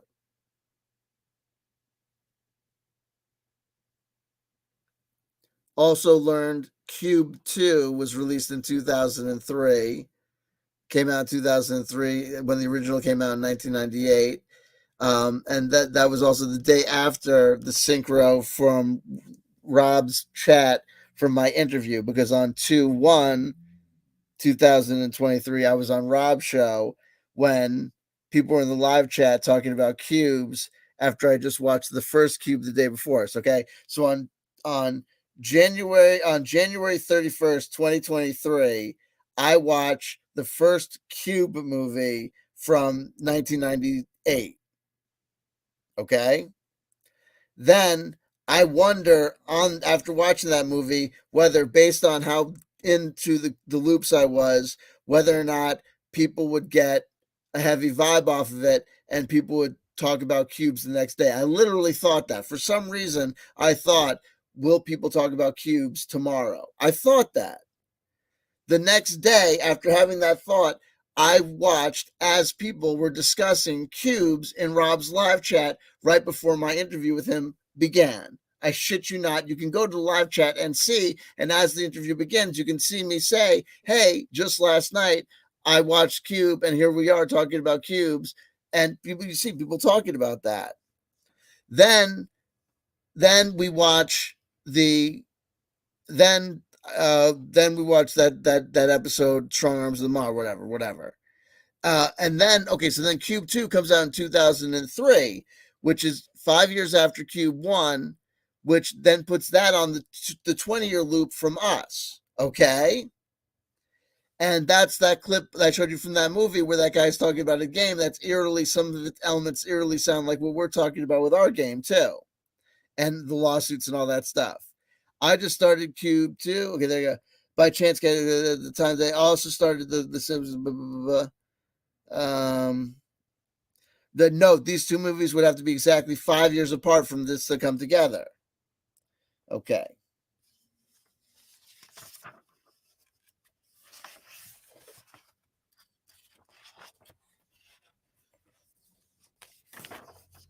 And so then when I come back, I'll talk about on the next thing I'll do. I'll probably on the other on the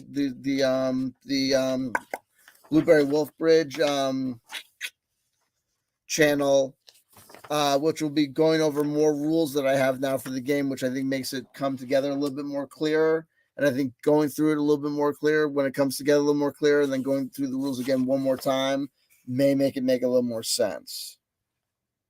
Also, I am on new medication, which I do feel as though it makes me frenetic, makes me feel frenetic, though people tell me that it's maybe not as bad as I may perceive it to be.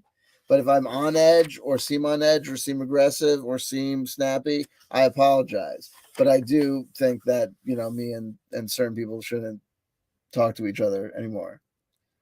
Hey, awesome. Okay, cool. Oh, yeah, no, absolutely, absolutely. I also just want to make sure that I've got this. Also, blah, blah, blah. Oh, check this out. My subscriptions. Let me just run through these things first, too. Oh, shit. Some of the stuff is crazy. Hold on. What that Lisa Marie thing is fucking crazy. The fact that no one has mentioned that is fucking nuts to me. That is fucking nuts to me. Check this out, though, too. Let me just go through my subscriptions real quick to show you that what I think are the effects to me in my subscriptions that I see that show that the universe is talking back because of a result of this. What? Look, it's a game. It's a game. It's a game. Okay? Listen. So here's let me make sure you see what I see. Okay, here we go. Here's where am I? Oh, here am I. The Enlightenment Evolution Hour, episode 154 with CW Chanter, okay? 1 day ago.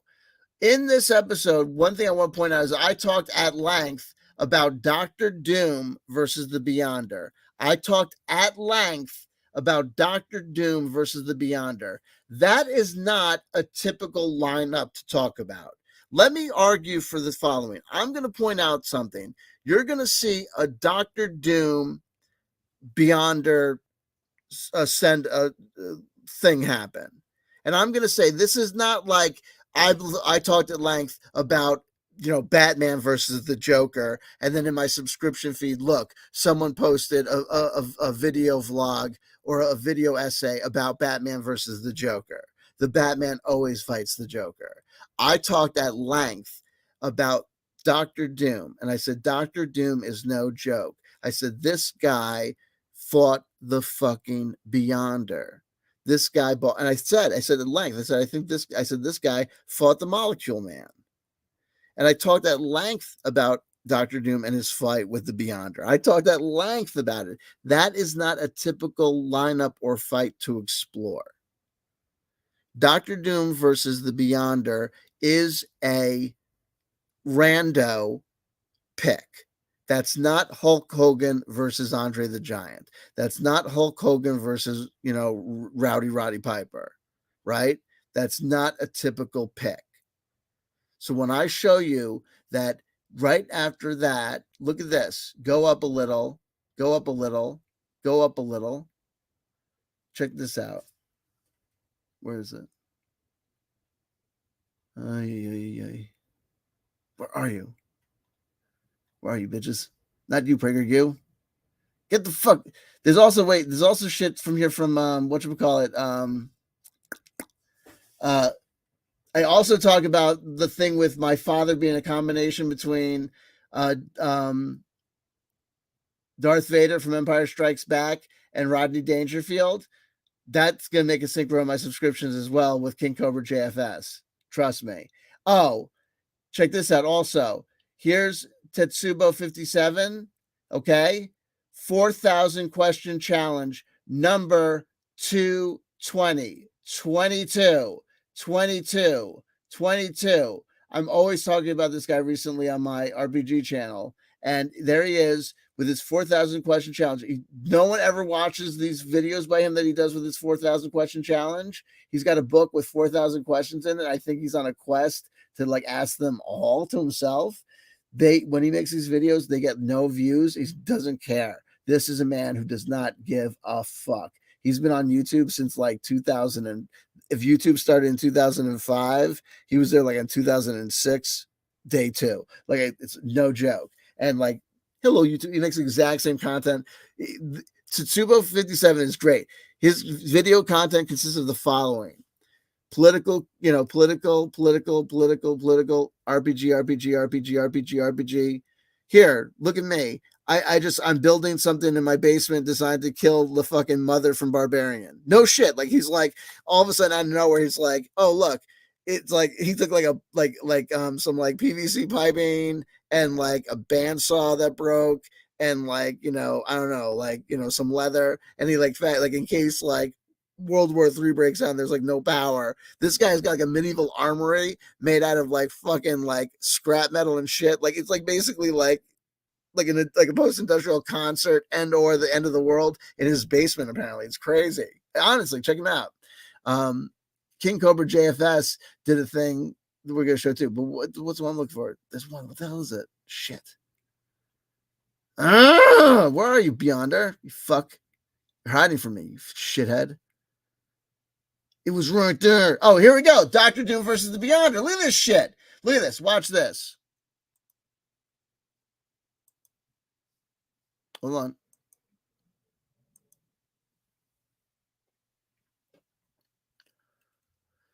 Dr. Doom, let me show you this. Because I just want to show you the size of it so you're not thinking like whatever, that it's like a whatever.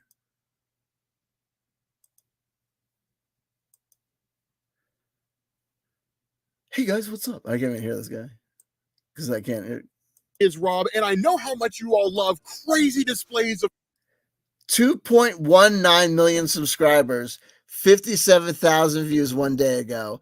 Dr. Doom, hashtag Dr. Doom, hashtag the Beyonder. Dr. Doom versus the Beyonder, Secret Wars 3. To challenge the negative zone. Excuse me. Excuse me. Excuse me. Excuse me. I mentioned Dr. Doom versus the fucking Beyonder. I mentioned Dr. Doom versus the fucking Beyonder. And the day after, a channel that I'm subscribed to with 2.9 million viewers drops Dr. Doom versus the Beyonder, the Secret Wars 3.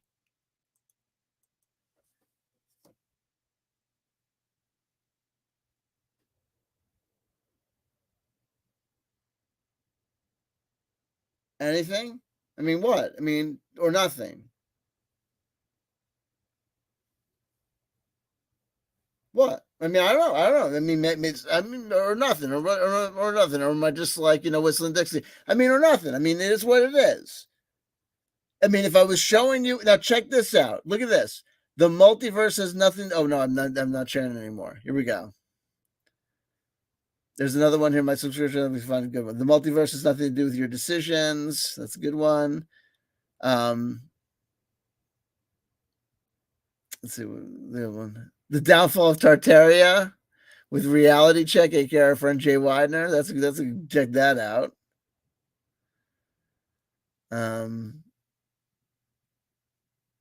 Yikes.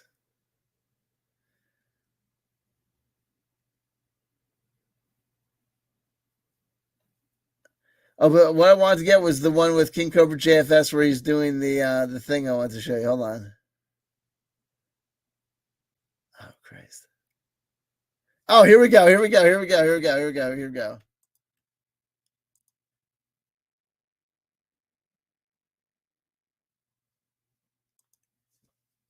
Now remember, during this interview that I did with Rob Gauthier, I also expressed to him my description of my father as a perfect 50-50 split between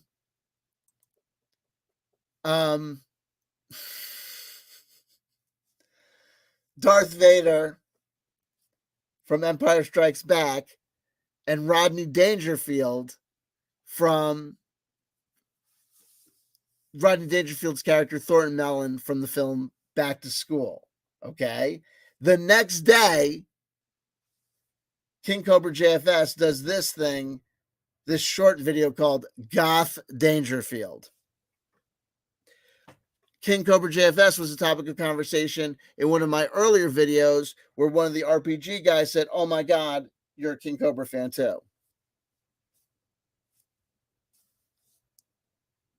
Draw spill. The closest I came to getting some pussy, the closest I came to pussy was those pads my troll sent me. Class act. Oh yeah, you son. Oh yeah. Oh baby. Oh, that son of a gun. King Cobra JFS. You gotta love him. Okay. Did I got anything else for you? There you go. The bye.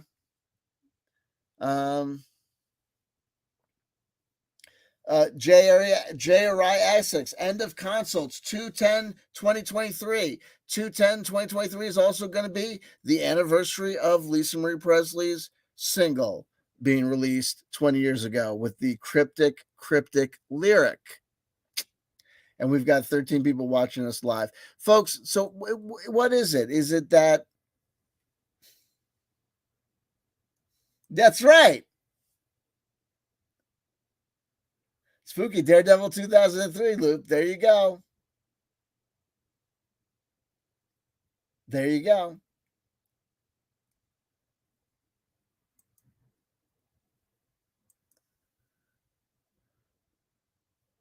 Seems your algorithm has hijacked I Am the One Who Works Here now.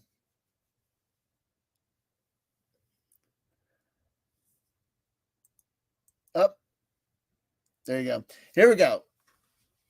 Don't ask, don't tell. Here we go.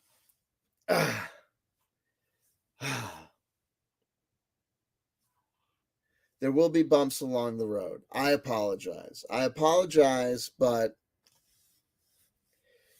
I think what happens over time is that, there can only be so many times that you can go back and forth before the experience just becomes so repetitive that you end up kind of having anxiety about seeing some people's names, or just the minute you see something, it becomes impossible to understand it as a joke. And then everything becomes annoying or whatever. And it throws things. And then like I said, I am, it's tough. You get new medications, and you say there's X amount of, side effects or whatever, or there's moods or whatever. And you say, well, if I want to see if I adjust to these things, or, I've got to get through this, because if my reaction to every new experience or new feeling or new sensation or new whatever is, this doesn't work, we're never going to find anything that works. So we're trying to travel through time. We're trying to get back to recording more content. We're trying to communicate new ideas about new age concepts to RPG channel people at the same time that we're, or potential new RPG people, right? At the same time that we're trying to explain RPG concepts to old school new age people. It's a daunting task. So forgive me if it gets a little frustrating. And if I stare into it, if it seems like it's supposed to be a little bit obtuse.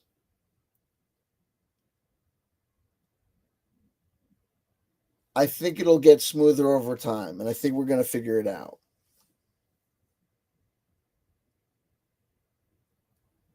Let's let it ride.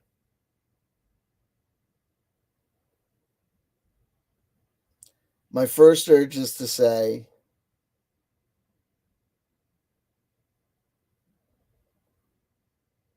oh, this is an indication that the esoteric practices of the individual should be left to the individual, and I'll come to you and I'll tell you when I've got new rules, and I'll show you RPG content or RPG materials that I think from the time loop that I think will be relevant, and I'll read you some chapters of Jay-Z Knight that I think are laughable.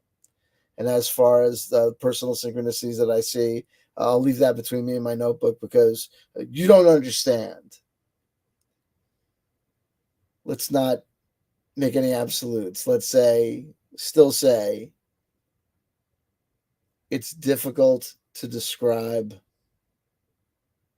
the ineffable. It's difficult to describe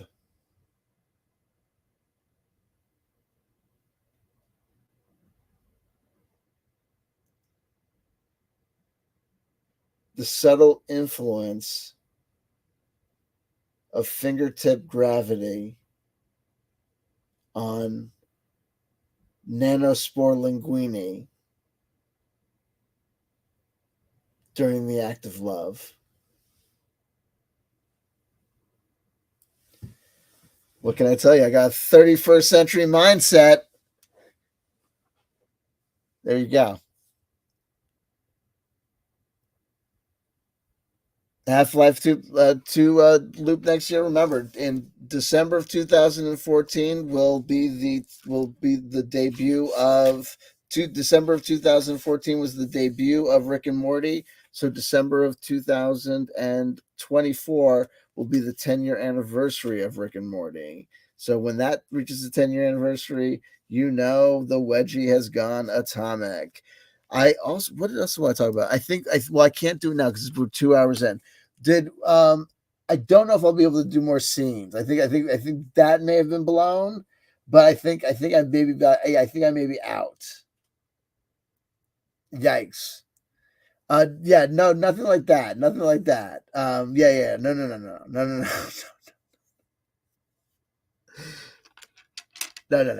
No.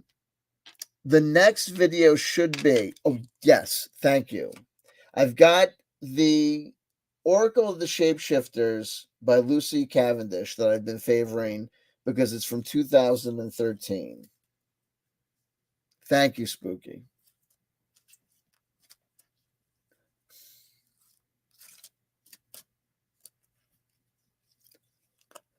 Oh, God. Whoa. Memories like the corners of my mind. Influence of the Moon. Little Wolf Girl. It's all right to be alone. Thank you, universe, for sending this card. 18, works with the nines for the moon. A lot of this, this card lets us know it's about that nocturnal energy, and that nocturnal energy is a lot of that dream state energy, that hermit energy. It's all right to be alone.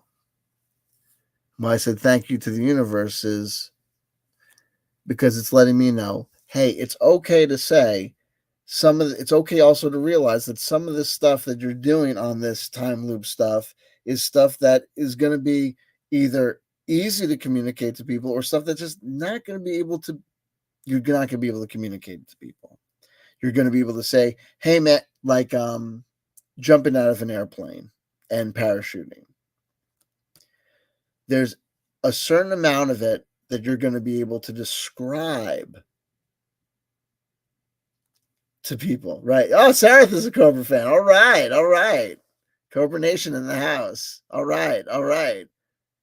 That's it. It's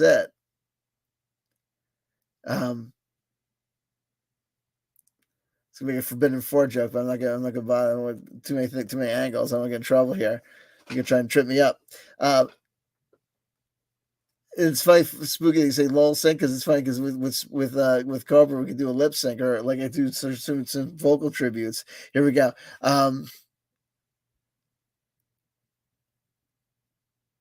There's some stuff that's going to be, you're going to be able to get across, and there's some stuff that you're not going to be able to get across. And I think what happened with that tiff that happened before, what I was trying to say is that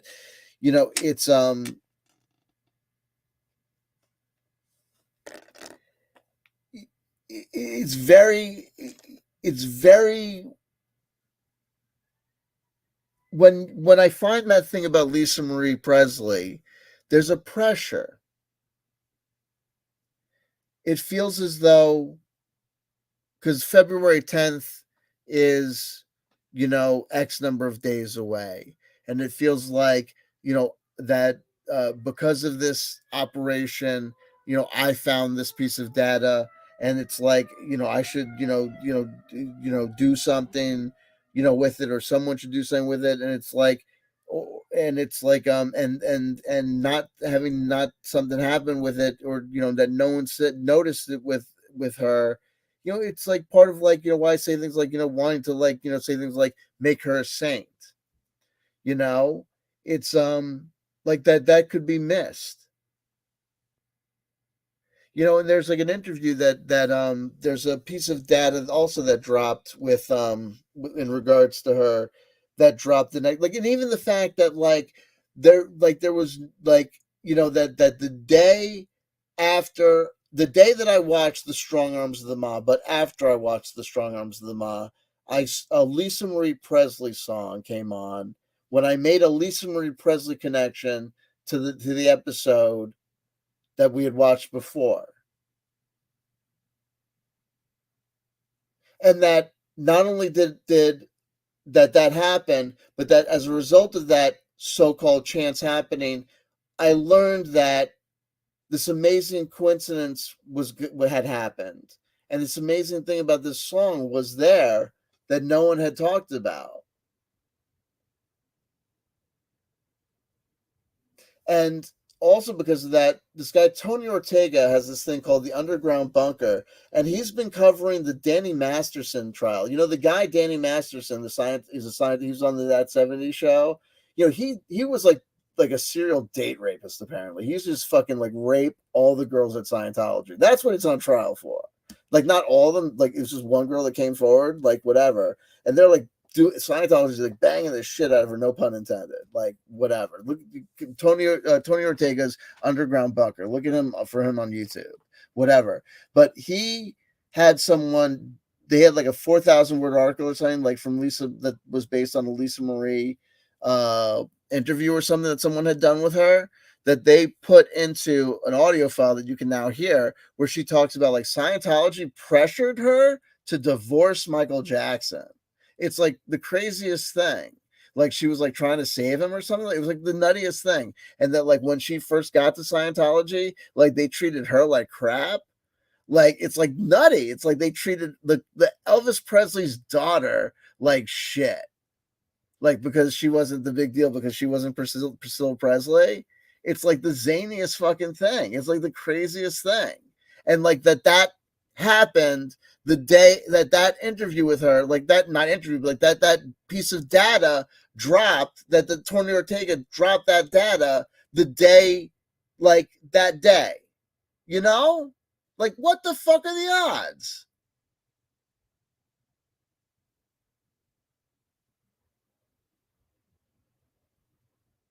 It's fucking nuts.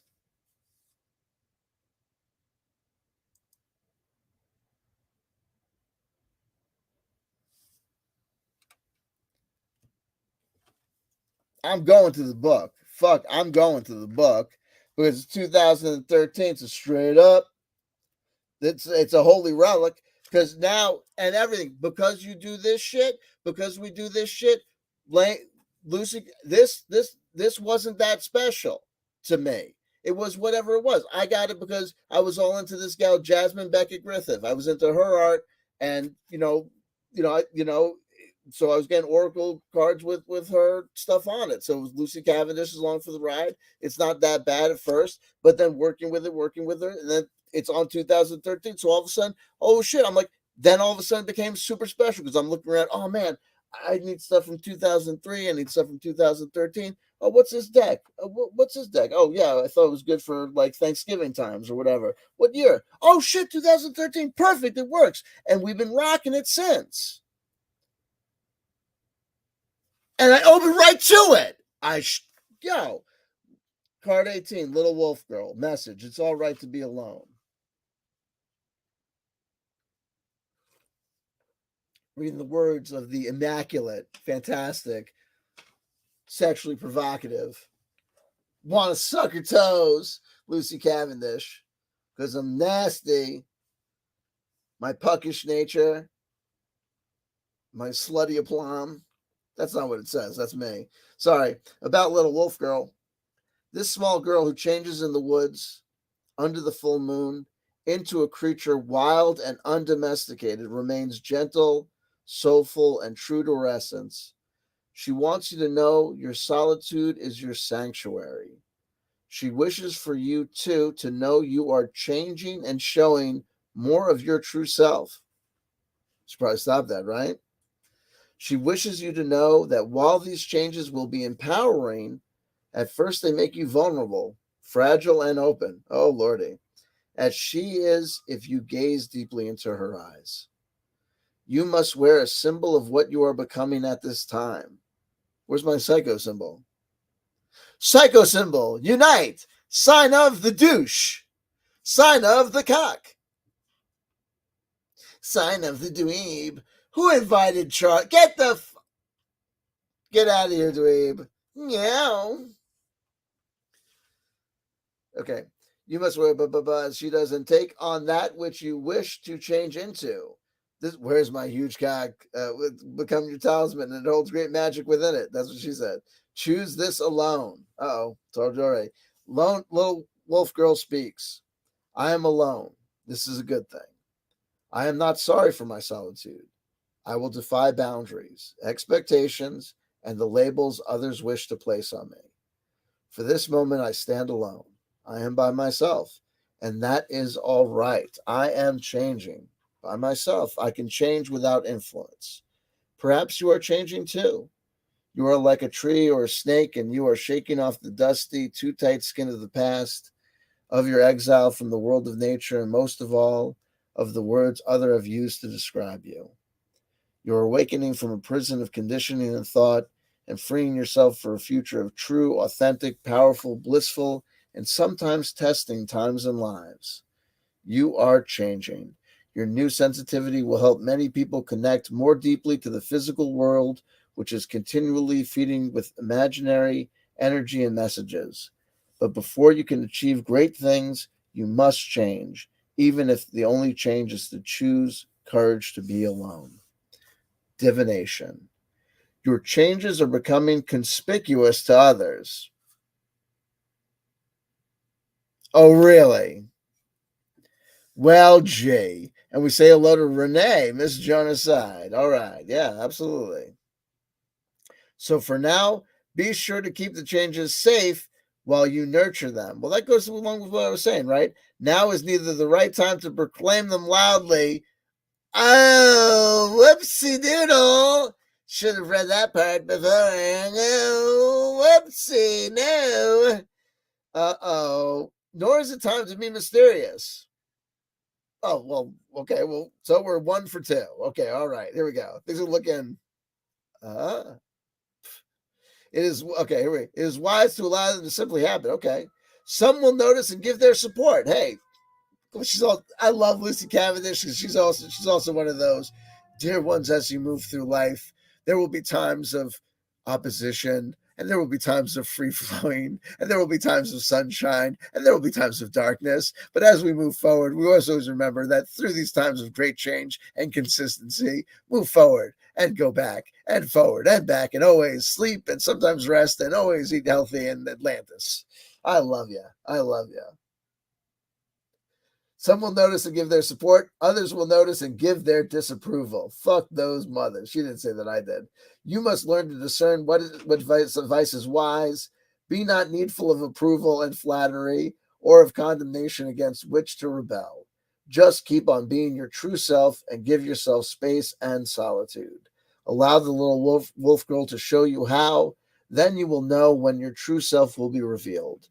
The changes you have made will, in time, seem so entirely natural, and those who are no longer meant to be in your life will depart.